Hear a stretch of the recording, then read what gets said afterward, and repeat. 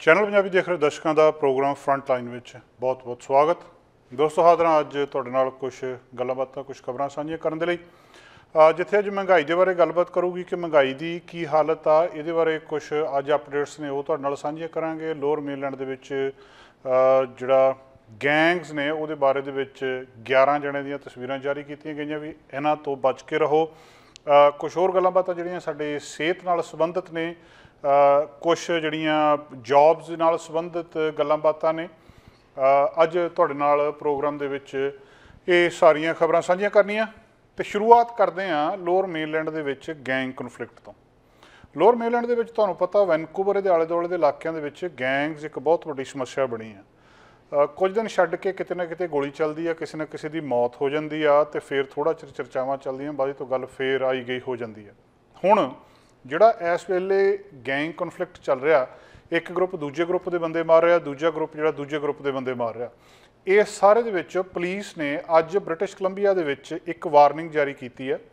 11 ਜਣਿਆਂ ਦੀਆਂ ਉਹਨਾਂ ਨੇ ਤਸਵੀਰਾਂ ਦਿੱਤੀਆਂ ਕਿ ਇਹਨਾਂ ਲੋਕਾਂ ਨੂੰ ਜਾਂ ਆਹ ਲੋਕ ਜਿਹੜੇ ਆ ਇਹ ਪਬਲਿਕ ਦੇ ਲਈ ਥ੍ਰੈਟ ਆ, ਪਬਲਿਕ ਨੂੰ ਇਹਨਾਂ ਤੋਂ ਖਤਰਾ ਆ ਕਿ ਆਹ ਜਿਹੜੇ ਇੰਡੀਵਿਜੂਅਲ ਨੇ, ਜਿਹੜੇ 11 ਜਣੇ ਨੇ ਜਿਨ੍ਹਾਂ ਦੀ ਤਸਵੀਰ ਤੁਸੀਂ ਦੇਖ ਰਹੇ ਹੋ, ਇਹ ਪੁਲਿਸ ਇਹਨਾਂ ਬਾਰੇ ਜਾਣਦੀ ਆ ਕਿ ਇਹ ਨੋਨ ਟੂ ਪੁਲਿਸ ਨੇ।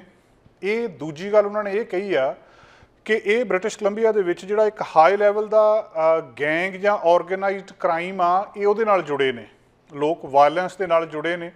ਤੇ ਜਿਹੜੀ combined forces special enforcement unit of British Columbia ਜਾਣੀ CFSEUBC ਆ, ਉਹਨੇ ਇਹ ਜਾਣਕਾਰੀ ਦਿੱਤੀ ਆ। ਪੁਲਿਸ ਦਾ ਕਹਿਣਾ ਇਹ ਆ ਕਿ ਜਿਹੜਾ ਵਿਅਕਤੀ ਵੀ ਇਹਨਾਂ ਦੇ ਨਾਲ, ਇਹਨਾਂ ਲੋਕਾਂ ਦੇ ਨਾਲ ਨੇੜਤਾ ਰੱਖੂਗਾ, ਉਹ ਆਪਣੇ ਆਪ ਨੂੰ ਵੀ ਖਤਰੇ ਵਿੱਚ ਪਾਊਗਾ, ਕਿਉਂਕਿ ਜੇ ਇਹਨਾਂ ਦੀ ਜਾਨ ਨੂੰ ਖਤਰਾ ਆ, ਇਹ ਇੱਕ ਗੈਂਗ ਕਨਫਲਿਕਟ ਦੇ ਵਿੱਚ ਆਏ ਆ, ਤਾਂ ਜਿਹੜਾ ਇਹਨਾਂ ਦੇ ਨੇੜੇ ਤੇੜੇ ਰਹੂਗਾ ਉਹਨੂੰ ਵੀ ਖਤਰਾ ਹੋ ਸਕਦਾ। CFSEUBC ਨੇ ਕਿਹਾ ਕਿ ਇਹਨਾਂ ਦਾ ਪਰਿਵਾਰ, ਦੋਸਤ, ਫਰੈਂਡਸ ਤੇ ਜਿਹੜੇ ਵੀ ਐਸੋਸੀਏਸ਼ਨ ਨੇ, ਜਿਸ ਕਿਸੇ ਦਾ ਕੋਈ ਇਹਨਾਂ ਦੇ ਨਾਲ ਸੰਬੰਧ ਹੈਗਾ ਇਹਨਾਂ ਮੈਂਬਰਸ ਦੇ ਨਾਲ, ਜਾਂ ਜਨਰਲ ਪਬਲਿਕ ਜਿਹੜੇ ਆਮ ਲੋਕ ਵੀ ਨੇ, ਉਹਨਾਂ ਦੀ ਜਾਣਕਾਰੀ ਲਈ ਵੀ ਇਹ ਦੱਸਿਆ ਜਾਂਦਾ ਕਿ ਉਹਨਾਂ ਨੂੰ ਆਪਣੇ ਆਪ ਨੂੰ ਤੇ ਪਬਲਿਕ ਸੇਫਟੀ ਦੇ ਲਈ ਇਹਨਾਂ ਤੋਂ ਖਿਆਲ ਰੱਖਣਾ ਚਾਹੀਦਾ। ਭਾਵ ਇਹ ਆ ਕਿ ਜਦੋਂ ਇਹਨਾਂ ਦੀ ਕਿਸੇ ਦੇ ਨਾਲ ਲੜਾਈ ਆ, ਤੇ ਜਦੋਂ ਕਿਸੇ ਨੇ ਫਿਰ ਇਹਨਾਂ ਨੂੰ ਮਾਰਨਾ ਹੈ, ਤਾਂ ਉਹਦੇ ਨਾਲ ਜਿਹੜਾ ਉਹਦੇ ਨੇੜੇ ਹੋਊਗਾ, ਜੇ ਕੋਈ ਪਬਲਿਕ, ਆਮ ਪਬਲਿਕ ਆ, ਉਹਦਾ ਵੀ ਨੁਕਸਾਨ ਹੋ ਸਕਦਾ, ਤੇ ਜੇ ਕੋਈ ਇਹਨਾਂ ਦਾ ਦੋਸਤ ਮਿੱਤਰ ਰਿਸ਼ਤੇਦਾਰ ਆ ਤਾਂ ਉਹਦਾ ਵੀ ਨੁਕਸਾਨ ਹੋ ਸਕਦਾ। ਪੁਲਿਸ ਆਮ ਤੌਰ ਦੇ ਉੱਤੇ ਬਹੁਤ ਵਾਰੀ ਇਹ ਕੰਮ ਕਰਦੀ ਆ। ਪਹਿਲਾਂ ਪੁਲਿਸ ਲੋਕਾਂ ਦੇ ਘਰਾਂ ਦੇ ਵਿੱਚ ਜਾ ਕੇ ਵੀ ਦੱਸ ਦਿੰਦੀ ਹੈ ਕਿ ਤੁਹਾਡਾ ਜਿਹੜਾ ਬੱਚਾ ਹੈ ਉਹ ਇਸ ਕੰਮ ਦੇ ਵਿੱਚ ਇਨਵੋਲਵ ਆ, ਤੇ ਇਹਨੂੰ ਖਤਰਾ ਆ, ਇਹਨੂੰ ਕਿਸੇ ਤਰ੍ਹਾਂ ਬਚਾ ਲਓ। ਉਹਨੂੰ ਕੱਢਣ ਦਾ ਯਤਨ ਵੀ ਕਰਦੀ ਆ। ਬਹੁਤੀ ਵਾਰੀ ਪ੍ਰੋਵਿੰਸ ਤੋਂ ਬਾਹਰ ਵੀ ਉਹਨਾਂ ਨੂੰ ਭੇਜ ਦਿੰਦੀ ਹੈ, ਕਈ ਵਾਰੀ ਦੇਸ਼ ਤੋਂ ਬਾਹਰ ਵੀ ਭੇਜ ਦਿੰਦੀ ਹੈ। ਕਈ ਤਰੀਕੇ ਵਰਤਦੀ ਆ ਕਿ ਜਿਹੜੇ ਇਹ ਲੋਕ ਗੈਂਗਸ ਦੇ ਵਿੱਚ ਫਸ ਚੁੱਕੇ ਆ, ਇਹਨਾਂ ਨੂੰ ਕਿਸੇ ਨਾ ਕਿਸੇ ਤਰ੍ਹਾਂ ਬਾਹਰ ਕੱਢਿਆ ਜਾਵੇ। ਤੇ ਫਿਰ ਜਦੋਂ ਇੱਕ ਸਟੇਜ ਆ ਜਾਂਦੀ ਆ, ਉਹਦੇ ਤੋਂ ਬਾਅਦ ਪੁਲਿਸ ਨੂੰ ਲੱਗਦਾ ਕਿ ਗੱਲ ਸੁਧਰਦੀ ਨਹੀਂ ਆ, ਗੱਲ ਦਾ ਕੋਈ ਹੱਲ ਨਹੀਂ ਆ, ਤੇ ਫਿਰ ਉਹ ਪਬਲਿਕਲੀ ਇਹਨੂੰ ਦੱਸ ਦਿੰਦੇ ਆ ਕਿ ਇਹਨਾਂ ਲੋਕਾਂ ਤੋਂ ਤੁਸੀਂ ਬਚ ਕੇ ਰਹੋ। ਤੇ ਉਹੀ ਕੁਛ ਹੁਣ ਹੋਇਆ। ਪਹਿਲੇ ਸਮੇਂ ਦੇ ਵਿੱਚ ਵੀ ਇਹੀ ਕੁਛ ਹੁੰਦਾ ਆਇਆ। ਸ਼ਕੀਲ ਬਸਰਾ 28 ਸਾਲ ਇਹਦੀ ਉਮਰ ਦੱਸੀ ਜਾ ਰਹੀ ਹੈ। ਇਹਦਾ ਨਾਂ ਵੀ ਇਹਦੇ ਵਿੱਚ ਆਇਆ ਸ਼ਕੀਲ ਬਸਰਾ ਦਾ। ਜਗਦੀਪ ਚੀਮਾ, ਇਹਦੀ ਉਮਰ 30 ਸਾਲ ਦੱਸੀ ਜਾ ਰਹੀ ਹੈ। ਇਹ ਵੀ ਕਿਹਾ ਗਿਆ ਕਿ ਇਹਦੇ ਕੋਲੋਂ ਵੀ ਜਿਹੜਾ ਬਚਾਅ ਰੱਖਿਆ ਜਾਵੇ। ਬਰਿੰਦਰ ਧਾਲੀਵਾਲ, ਇਹ 39 ਸਾਲ ਇਸ ਵਿਅਕਤੀ ਦੀ ਉਮਰ ਦੱਸੀ ਜਾ ਰਹੀ ਹੈ। ਇਹਦਾ ਵੀ ਉਹ 11 ਜਣਿਆਂ ਦੀ ਨਾਂ ਦੇ ਵਿੱਚ ਜਿਹੜੀ ਸੂਚੀ ਆ ਉਹਦੇ ਵਿੱਚ ਨਾਂ ਆਇਆ। ਗੁਰਪ੍ਰੀਤ ਧਾਲੀਵਾਲ, ਇਹਦੀ ਉਮਰ 35 ਸਾਲ ਦੱਸ ਰਹੇ ਆ। ਇਹਦਾ ਨਾਂ ਵੀ ਵਿੱਚ ਆਇਆ ਕਿ ਇਹਦੇ ਤੋਂ ਵੀ ਥੋੜ੍ਹਾ ਬਚਾਅ ਰੱਖਿਆ ਜਾਵੇ। ਸਮਰੂਪ ਗਿੱਲ, ਇਹਦੀ ਉਮਰ 29 ਸਾਲ ਦੱਸੀ ਜਾ ਰਹੀ ਆ। ਇਹਦਾ ਵੀ ਇਸੇ ਤਰੀਕੇ ਦੇ ਨਾਲ ਨਾਂ ਆਇਆ। ਸਮਦੀਸ਼ ਗਿੱਲ, ਇਹਦੀ ਉਮਰ 28 ਸਾਲ ਦੱਸੀ ਜਾ ਰਹੀ ਆ। ਇਹਦਾ ਵੀ ਇਹਨਾਂ 11 ਜਣਿਆਂ ਦੇ ਵਿੱਚ ਇੱਕ ਨਾਂ ਆਇਆ। ਸੁਖਦੀਪ ਪੰਸਲ ਦੀ ਉਮਰ 33 ਸਾਲ ਆ। ਅਮਰਪ੍ਰੀਤ ਸਮਰਾ ਦੀ ਉਮਰ 28 ਸਾਲ ਆ। ਰਵਿੰਦਰ ਸਮਰਾ ਦੀ ਉਮਰ 35 ਸਾਲ ਆ। ਤੇ ਐਂਡੀ ਪ੍ਰੈਰੀ ਦੀ ਉਮਰ 40 ਸਾਲ ਦੱਸੀ ਜਾ ਰਹੀ ਆ। ਇਸੇ ਤਰ੍ਹਾਂ ਰਿਚਰਡ ਜੋਸਫ ਵਿਟਲਕ ਦੀ ਉਮਰ 40 ਸਾਲ ਦੱਸੀ ਜਾ ਰਹੀ ਆ। ਸੋ ਜਿਹੜੇ 3 ਇਹਨਾਂ 11 ਦੇ ਵਿੱਚੋਂ ਕਿਸੇ ਹੋਰ ਮੂਲ ਦੇ ਨੇ, ਤੇ 8 ਜਣੇ ਸਾਡੇ ਪੰਜਾਬੀ ਮੂਲ ਦੇ ਨੌਜਵਾਨ ਨੇ। ਇਹ ਇੱਕ ਬਹੁਤ ਚਿੰਤਾ ਪੈਦਾ ਕਰਨ ਵਾਲੀ ਗੱਲ ਵੀ ਆ ਕਿ ਪੁਲਿਸ ਇਹ ਜਾਣਕਾਰੀ ਜਾਰੀ ਕਰ ਰਹੀ ਹੈ ਕਿ ਆਹ ਲੋਕ ਜਿਹੜੇ ਆ ਪਬਲਿਕ ਦੇ ਲਈ ਖਤਰਾ ਹੋ ਸਕਦੇ, ਜਾਂ ਇਹਨਾਂ ਦੀ ਜਾਨ ਨੂੰ ਵੀ ਖਤਰਾ ਹੋ ਸਕਦਾ। ਗੈਂਗ ਕਨਫਲਿਕਟ ਜਿਹੜਾ ਬਹੁਤ ਸਾਰੇ ਮਰਡਰ ਪਿਛਲੇ ਸਮੇਂ ਦੇ ਵਿੱਚ, ਇਸ ਮਹੀਨਿਆਂ ਦੇ ਵਿੱਚ ਜਾਂ ਪਿਛਲੇ ਸਮੇਂ ਦੇ ਵਿੱਚ ਹੋਏ ਆ। ਜਿਹੜਾ ਹੁਣ ਇੱਕ ਹਾਈ ਪ੍ਰੋਫਾਈਲ ਕੇਸ ਹੋਇਆ 24 ਜੁਲਾਈ ਨੂੰ ਵਿਸਲਰ ਦੇ ਵਿੱਚ, 2 ਜਣਿਆਂ ਨੂੰ ਗੋਲੀ ਮਾਰ ਦਿੱਤੀ ਗਈ ਸੀ ਬਿਲਕੁਲ ਉੱਥੇ ਟਾਊਨ ਦੇ ਵਿੱਚ। ਤੇ ਦੁਪਹਿਰ ਵੇਲੇ ਔਰ ਉਹ ਵੀ ਜਦੋਂ ਬਿਜ਼ੀ ਵੀਕਐਂਡ ਸੀਗਾ ਸ਼ਰੇਆਮ, ਔਰ ਉਹਨਾਂ ਦੀਆਂ ਜਿਹੜੀਆਂ ਤਸਵੀਰਾਂ ਸਾਹਮਣੇ ਆਈਆਂ ਸੀ ਕਿ ਉਹ ਜ਼ਮੀਨ ਦੇ ਉੱਤੇ ਪਏ ਆ ਤੇ ਸਿਰ ਦੇ ਵਿੱਚੋਂ ਲਹੂ ਵਗ ਰਿਹਾ। ਸੋ ਇਹ ਜਿਹੜੀ ਗੈਂਗ ਵਾਇਲੈਂਸ ਆ, ਕਿਉਂਕਿ ਸਾਰਾ ਕੁਝ ਇੱਕ ਦੂਜੇ ਦੇ ਨਾਲ ਇੱਦਾਂ ਲੱਗਦਾ ਵੀ ਜਿਵੇਂ ਕਨੈਕਟਡ ਹੁੰਦਾ। ਪਹਿਲਾਂ ਇੱਕ ਗਰੁੱਪ ਦੂਜੇ ਗਰੁੱਪ ਨੂੰ ਮਾਰਦਾ, ਫਿਰ ਉਹ ਬਦਲਾ ਲੈਣ ਦੇ ਲਈ ਉਹਨੂੰ ਮਾਰਦੇ ਆ, ਇੱਦਾਂ ਪੁਲਿਸ ਮੰਨਦੀ ਹੈ। ਇਹਨਾਂ ਦੇ ਆਪਸ ਦੇ ਵਿੱਚ ਜਿਹੜੀ ਗੈਂਗ ਰਿਲੇਟਡ ਵਾਇਲੈਂਸ ਆ ਸਾਡੀ ਕਮਿਊਨਿਟੀ ਦੇ ਵਿੱਚ, ਭਾਵੇਂ ਕਿ ਇਹਨੂੰ ਕੋਈ ਥਾਂ ਨਹੀਂ ਹੈ ਕੈਨੇਡਾ ਵਰਗੇ ਦੇਸ਼ ਦੇ ਵਿੱਚ, RCMP ਕਹਿ ਰਹੀ ਹੈ ਕਿ ਅਨਐਕਸੈਪਟੇਬਲ ਆ, ਅਸੀਂ ਕਿਸੇ ਤਰ੍ਹਾਂ ਵੀ ਨਹੀਂ ਚਾਹੁੰਦੇ ਕਿ ਕੋਈ ਗੈਂਗ ਰਿਲੇਟਡ ਵਾਇਲੈਂਸ ਹੋਵੇ, ਪਰ ਫਿਰ ਵੀ ਜਦੋਂ ਹੁਣ ਇਹ ਸਾਰਾ ਕੁਝ ਚੱਲ ਹੀ ਰਿਹਾ ਤਾਂ ਇਹਦੇ ਤੋਂ ਆਮ ਲੋਕਾਂ ਨੂੰ ਕੁਦਰਤੀ ਤੌਰ ਦੇ ਉੱਤੇ ਖਤਰਾ, ਜਾਂ ਇਹਨਾਂ ਵਿਅਕਤੀਆਂ ਨੂੰ, ਇਹਨਾਂ ਨੌਜਵਾਨਾਂ ਨੂੰ ਵੀ ਖਤਰਾ ਹੈਗਾ ਆ। ਜਿਹੜੇ ਅਸਿਸਟੈਂਟ ਕਮਿਸ਼ਨਰ ਨੇ ਮੈਰੀ ਮੈਨ, ਉਹਨਾਂ ਨੇ ਵਾਰਨ ਕੀਤਾ ਇਹਨਾਂ ਗੈਂਗ ਮੈਂਬਰਸ ਨੂੰ ਕਿ ਉਹ ਜਿਹੜੇ ਰੀਜਨ ਦੇ ਵਿੱਚ ਤੇ ਕਿਸੇ ਥਾਂ ਦੇ ਉੱਤੇ ਵੀ ਹੋ ਸਕਦੇ ਆ। ਸੋ ਉਹ ਕਹਿੰਦੇ ਵੀ ਇਹ ਸਾਰੇ ਪ੍ਰੋਵਿੰਸ ਦੇ ਵਿੱਚ ਟਰੈਵਲ ਕਰਦੇ ਆ, ਜਿਹੜੇ ਗੈਂਗ ਰਿਲੇਟਡ ਵਾਇਲੈਂਸ ਆ ਜਾਂ ਹੋਰ ਚੀਜ਼ ਆ, ਜਾਂ ਤਾਂ ਕਿਸੇ ਨੂੰ ਟਾਰਗੇਟ ਕਰਦੇ ਆ ਜਾਂ ਕੋਈ ਇਹਨਾਂ ਨੂੰ ਟਾਰਗੇਟ ਕਰ ਸਕਦਾ।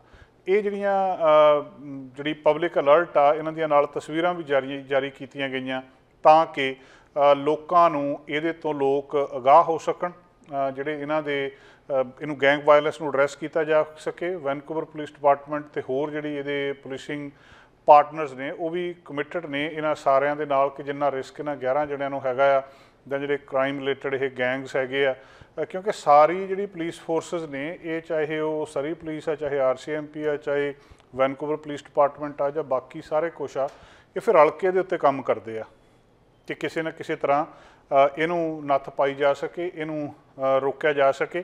ਸੋ ਰਲ ਕੇ ਇਹਦੇ ਉੱਤੇ ਕੰਮ ਕੀਤਾ ਜਾਂਦਾ। ਤੇ ਹੁਣ ਜਿਹੜੀ ਇੱਕ ਰੀਸੈਂਟ ਜਿਹੜੀ ਕਿ ਤੁਹਾਨੂੰ ਜਾਣਕਾਰੀ ਦਿੱਤੀ ਹੈ, ਜਿਹੜੀ ਤਸਵੀਰ ਤੁਸੀਂ ਦੇਖ ਰਹੇ ਹੋ, ਸ਼ਕੀਲ ਬਸਰਾ, ਜਗਦੀਕ ਚੀਮਾ, ਬਰਿੰਦਰ ਧਾਲੀਵਾਲ, ਗੁਰਪ੍ਰੀਤ ਧਾਲੀਵਾਲ, ਸਮਰੂਪ ਗਿੱਲ, ਸਮਦੀਸ਼ ਗਿੱਲ, ਸੁਖਦੀਪ ਅੰਸਲ, ਅਮਰਪ੍ਰੀਤ ਸਮਰਾ, ਰਵਿੰਦਰ ਸਮਰਾ, ND ਪਿਆਰੀ ਤੇ ਰਿਚਰਡ ਜੋਸਫ ਵਿਟਲੌਕ, ਇਹਨਾਂ ਤੋਂ ਬਚ ਕੇ ਰਿਹਾ ਜਾਵੇ। ਇਹਨਾਂ ਨੂੰ ਵੀ ਖਤਰਾ ਆ, ਪਬਲਿਕ ਨੂੰ, ਦੋਸਤਾਂ ਨੂੰ, ਇਹਨਾਂ ਦੇ ਰਿਸ਼ਤੇਦਾਰਾਂ ਨੂੰ ਖਤਰਾ ਹੋ ਸਕਦਾ। ਇਹ ਜਾਣਕਾਰੀ ਅੱਜ ਪੁਲਿਸ ਨੇ ਸਾਂਝੀ ਕੀਤੀ ਹੈ। ਕੈਨੇਡਾ ਬਾਰਡਰ ਏਜੰਸੀ, ਜਿਹੜੀ ਸਰਵਿਸਿਜ਼ ਏਜੰਸੀ ਹੈ, ਉਹਨੇ ਜਾਣਕਾਰੀ ਦਿੱਤੀ ਹੈ ਕਿ ਗੇਟਸ ਜਿਹੜੇ ਨੇ ਇੰਟਰਨੈਸ਼ਨਲ ਟਰੈਵਲਰਸ ਦੇ ਲਈ, ਜਿਹੜੇ ਖਾਸ ਕਰਕੇ ਟਰਮੀਨਲ 1 ਦੇ ਉੱਤੇ ਪਹੁੰਚ ਰਹੇ ਆ ਪੀਅਰਸਨ 에ਅਰਪੋਰਟ ਦੇ ਉੱਤੇ, ਉਹਨਾਂ ਨੂੰ ਥੋੜ੍ਹੀ ਬਹੁਤੀ ਰਾਹਤ ਇਹਦੇ ਨਾਲ ਮਿਲੂਗੀ, ਕਿਉਂਕਿ ਕਸਟਮਰਸ ਇਮੀਗ੍ਰੇਸ਼ਨ ਡੈਕਲੇਰੇਸ਼ਨ ਜਾਂ ਹੋਰ ਸਾਰਾ ਕੁਝ ਕਰਨਾ ਹੁੰਦਾ ਆ, ਉਹ CBSA ਦੇ ਜਿਹੜੇ ਡੈਕਲੇਰੇਸ਼ਨ ਫੀਚਰਸ ਨੇ ਅਰਾਈਵ ਕਹਿਣ ਦੇ ਉੱਤੇ, ਉਹਦੇ ਨਾਲ ਵੀ ਸਿੱਧੇ ਕੀਤੇ ਜਾ ਸਕਦੇ ਆ। ਪਿਛਲੇ ਸਮੇਂ ਦੇ ਵਿੱਚ ਲਗਾਤਾਰ ਇਹ ਖਬਰਾਂ ਆ ਰਹੀਆਂ ਸੀ ਕਿ ਲੋਕਾਂ ਨੂੰ ਟਾਈਮ ਬਹੁਤ ਲੱਗ ਰਿਹਾ 에ਅਰਪੋਰਟਸ ਦੇ ਉੱਤੇ, ਤੇ ਖਾਸ ਕਰ ਟੋਰਾਂਟੋ 에ਅਰਪੋਰਟ, ਪੀਅਰਸਨ 에ਅਰਪੋਰਟ ਦੇ ਉੱਤੇ। ਉੱਥੇ ਹੁਣ ਇਹ ਕੁਝ ਯਤਨ ਕੀਤੇ ਜਾ ਰਹੇ ਆ ਕਿ ਕਿਸੇ ਨਾ ਕਿਸੇ ਤਰ੍ਹਾਂ ਜਿਹੜੀ ਇਹ ਜਿੰਨੇ ਲੋਕ ਆ, ਇਹਨਾਂ ਨੂੰ ਕਿਸੇ ਨਾ ਕਿਸੇ ਤਰ੍ਹਾਂ ਸਹੀ ਸਮੇਂ ਉੱਥੋਂ ਬਾਹਰ ਕੱਢਿਆ ਜਾ ਸਕੇ। CBSA ਨੇ ਇਹ ਕਿਹਾ ਕਿ ਗੇਟਸ ਨੇ ਇਹ ਸਿਸਟਮ ਆ ਜਿਹੜਾ ਇਲੈਕਟ੍ਰੋਨਿਕ ਸਿਸਟਮ ਆ, ਜਿਹਦੇ ਵਿੱਚ ਆਪਣੇ ਆਪ ਕੇ ਪ੍ਰਾਇਮਰੀ ਇੰਸਪੈਕਸ਼ਨ ਪਿਕ ਜਿਹਨੂੰ ਕਹਿੰਦੇ ਆ, ਉਹ ਇੱਕ ਸਿਸਟਮ ਆ ਜਿਹੜਾ ਕਿ ਇਹਦੇ ਗੇਟਸ ਦੇ ਥਰੂ ਬੰਦਾ ਜਿਹੜਾ ਆ ਉਹ ਬਾਹਰ ਆ ਸਕਦਾ ਆ। ਜਿਹੜਾ ਇਹਦੇ ਵਿੱਚ ਫਰਕ ਕੀ ਆ ਕਿ ਟਰੈਵਲਰ ਜਾਂ ਗਰੁੱਪ ਜਿਹੜਾ ਮੈਕਸੀਮਮ 5 ਹੋ ਸਕਦਾ। ਜਿਹੜੇ ਗੇਟ ਪ੍ਰੋਸੈਸ ਕਰਦੇ ਆ ਟਰੈਵਲਰਸ ਨੂੰ, ਉਹ ਇੱਕ ਵੇਲੇ ਇੱਕ ਨੂੰ ਹੀ ਕੀਤਾ ਜਾ ਸਕਦਾ। 12 ਦੇ 12 ਗੇਟ ਜਿਹੜੇ ਸੈਪਰੇਟਡ ਨੇ ਉੱਥੇ, ਮਤਲਬ ਡੈਡੀਕੇਟ ਲੇਨਸ ਦੇ ਲਈ। ਤੇ ਜਿਹੜੇ ਵੀ ਵਿਅਕਤੀ 16 ਸਾਲ ਜਾਂ ਇਹਦੇ ਤੋਂ ਉੱਪਰ ਹੈਗਾ ਆ, ਉਹ ਗੇਟਸ ਦੇ ਰਾਹੀਂ ਜਾ ਕੇ ਤੇ ਆਪਣਾ ਕਸਟਮ ਇਮੀਗ੍ਰੇਸ਼ਨ ਡੈਕਲੇਰੇਸ਼ਨ ਡਿਟੇਲਸ ਜਿਹੜੀਆਂ ਉਹ ਸਬਮਿਟ ਕਰ ਸਕਦਾ ਹੈ। ਪਹਿਲਾਂ ਵੀ ਤੁਹਾਨੂੰ ਪਤਾ ਕਿ 에ਅਰਪੋਰਟਸ ਦੇ ਉੱਤੇ ਹੁਣ ਜਿਹੜੇ ਆਫੀਸਰ ਆ ਉਹ ਘੱਟ ਖੜੇ ਹੁੰਦੇ ਆ, ਤੇ ਉਹਨਾਂ ਮਸ਼ੀਨਾਂ ਦੇ ਨਾਲ ਜਿਹੜਾ ਕੰਮ ਕੀਤਾ ਜਾਂਦਾ, ਉਹਦੇ ਨਾਲ ਜਿੱਥੇ ਉਹਦੀ ਮੈਨ ਪਾਵਰ ਦੀ ਲੋੜ ਘੱਟ ਪੈਂਦੀ ਹੈ, ਉੱਥੇ ਕੰਮ ਵੀ ਸੌਖਾ ਹੁੰਦਾ। ਤੇ ਤੁਹਾਨੂੰ ਇਹ ਵੀ ਪਤਾ ਕਿ ਪਿਛਲੇ ਸਮੇਂ ਦੇ ਵਿੱਚ ਸਟਾਫਿੰਗ ਦਾ ਇਸ਼ੂ ਹਰ 에ਅਰਪੋਰਟਸ ਦੇ ਉੱਤੇ ਆਇਆ, ਤੇ ਇੱਥੇ ਖਾਸ ਕਰਕੇ ਹੁਣ 에ਅਰਪੋਰਟ ਦੇ ਉੱਤੇ ਖਾਸ ਕਰਕੇ ਕੀਤਾ ਗਿਆ ਕਿ ਇਸ ਸਮੱਸਿਆ ਦਾ ਹੱਲ ਇਸ ਤਰੀਕੇ ਦੇ ਨਾਲ ਕੀਤਾ ਗਿਆ। ਟਰੈਵਲਰਸ ਜਿਹੜੇ ਆਪਣਾ ਐਡਵਾਂਸ CBSA ਡੈਕਲੇਰੇਸ਼ਨ ਇਸ ਅਰਾਈਵ ਕੈਨ ਦੇ ਥਰੂ ਫਿਲ ਕਰ ਲੈਂਦੇ ਆ, ਉਹ ਇੱਥੇ ਰਿਵਿਊ ਕਰ ਸਕਦੇ ਆ, ਐਡਿਟ ਕਰ ਸਕਦੇ ਆ, ਉਹਨੂੰ ਸਰਟੀਫਾਈ ਕਰ ਸਕਦੇ ਆ ਜਾਂ ਸਬਮਿਟ ਕਰ ਸਕਦੇ ਆ ਇਸ ਗੇਟ ਦੇ ਉੱਤੇ। ਸੋ ਇੱਕ ਲੇਟੈਸਟ ਗੇਟ ਟੈਕਨੋਲੋਜੀ ਆ, ਟਰਮੀਨਲ 3 ਦੇ ਉੱਤੇ ਪਹਿਲਾਂ ਵੀ ਚੱਲਦੀ ਆ। ਸੋ ਪੀਅਰਸਨ ਤੇ ਕੈਨੇਡਾ ਦੇ ਬਾਰਡਰ ਸਰਵਿਸ ਏਜੰਸੀ ਨੇ ਨਵੇਂ ਜਿਹੜੇ ਇਲੈਕਟ੍ਰੋਨਿਕ ਗੇਟਸ ਨੇ, ਗੇਟਸ ਨੇ, ਉਹ ਪਿਛਲੇ ਸਮੇਂ ਦੇ ਵਿੱਚ ਵੀ ਸ਼ੁਰੂ ਕੀਤੇ ਸੀ 에ਅਰਪੋਰਟ ਦੇ ਉੱਤੇ ਇੰਟਰਨੈਸ਼ਨਲ ਟਰੈਵਲਰਸ ਦੇ ਲਈ ਟਰਮੀਨਲ 1 ਦੇ ਉੱਤੇ। ਤੇ ਹੁਣ ਫਿਰ ਇਹਨਾਂ ਦੇ ਵਿੱਚ ਜਦੋਂ ਐਡੀਸ਼ਨ ਕੀਤੀ ਗਈ ਆ ਤਾਂ ਉਹਨਾਂ ਦੇ ਨਾਲ ਇਹਨੂੰ ਬਹੁਤ ਸਾਰੀ ਸੌਖ ਹੋਊਗੀ। ਮਈ ਦੇ ਵਿੱਚ ਤੁਹਾਨੂੰ ਯਾਦ ਹੋਊਗਾ ਕਿ 5 ਲੱਖ ਪੈਸੰਜਰ ਸੀਗਾ ਜਿਹੜਾ ਡਿਲੇ ਹੋਇਆ ਸੀ ਇੰਟਰਨੈਸ਼ਨਲ ਫਲਾਈਟਸ ਦੇ ਲਈ ਇਕੱਲੇ ਇਸ ਪੀਅਰਸਨ 에ਅਰਪੋਰਟਸ ਦੇ ਉੱਤੇ। ਲੋਕਾਂ ਨੇ ਕਿਹਾ ਸੀ ਕਿ ਲਾਈਨਾਂ ਬਹੁਤ ਲੰਬੀਆਂ ਆ, ਫਲਾਈਟਸ ਜਿਹੜੀਆਂ ਉਹ ਮਿਸ ਹੋ ਰਹੀਆਂ, ਜਿੰਨਾ ਸਮਾਂ ਲੱਗਣਾ ਚਾਹੀਦਾ ਉਹ ਤੋਂ ਕਿੰਨਾ ਸਮਾਂ ਜ਼ਿਆਦਾ ਲੱਗ ਰਿਹਾ। ਕੁਛ ਕੋਵਿਡ ਦੀਆਂ ਰੈਸਟ੍ਰਿਕਸ਼ਨ ਸੀ, ਕੁਛ ਪ੍ਰੋਟੋਕੋਲ ਸੀਗੇ, ਕੁਛ ਉੱਥੇ ਅਰਾਈਵ ਕਹਿਣ ਦੇ ਮਾਮਲੇ ਸੀਗੇ। ਤੇ ਹੁਣ ਜਿਹੜਾ ਇਹ ਸਾਰੇ ਕੁਝ ਦੇ ਵਿੱਚ ਉਹਨਾਂ ਨੇ ਇਸ ਸਮੱਸਿਆ ਨੂੰ ਹੱਲ ਕਰਨ ਦੇ ਲਈ ਹੋਰ ਗੇਟਸ ਜਿਹੜੇ ਉੱਥੇ ਕੰਮ ਕਰ ਰਹੇ ਨੇ, ਤੇ ਇਹਦੇ ਨਾਲ ਕੁਦਰਤੀ ਤੌਰ ਤੇ ਆਉਣ ਵਾਲੇ ਸਮੇਂ ਦੇ ਵਿੱਚ ਜਿਹੜੇ ਟਰੈਵਲਰਸ ਨੇ ਉਹਨਾਂ ਨੂੰ ਸੌਖ ਜ਼ਰੂਰ ਹੋਏਗੀ। ਜਿਹੜਾ ਘਰਾਂ ਦਾ ਮਾਮਲਾ ਆ, ਇਹ ਲੰਬੇ ਸਮੇਂ ਤੋਂ ਚਰਚਾ ਦੇ ਵਿੱਚ ਰਹਿੰਦਾ ਕਿ ਘਰ ਹੁਣ ਸਸਤੇ ਹੋ ਗਏ ਜਾਂ ਘਰ ਇੱਥੇ ਲਿਆ ਜਾ ਸਕਦਾ ਜਾਂ ਨਹੀਂ ਲਿਆ ਜਾ ਸਕਦਾ। ਕੁਦਰਤੀ ਤੌਰ ਤੇ ਘਰਾਂ ਦਾ ਜਿਹੜਾ ਮੌਰਗੇਜ ਦਾ ਵਿਆਜ ਆ ਉਹ ਵਧਿਆ ਹੈ, ਤਾਂ ਉਹਦੇ ਨਾਲ ਘਰ ਥੋੜ੍ਹੇ ਜਿਹੇ ਸਸਤੇ ਹੋਏ ਆ। ਪਰ ਸਮੱਸਿਆ ਇੱਕ ਹੋਰ ਸਾਹਮਣੇ ਆ ਰਹੀ ਹੈ।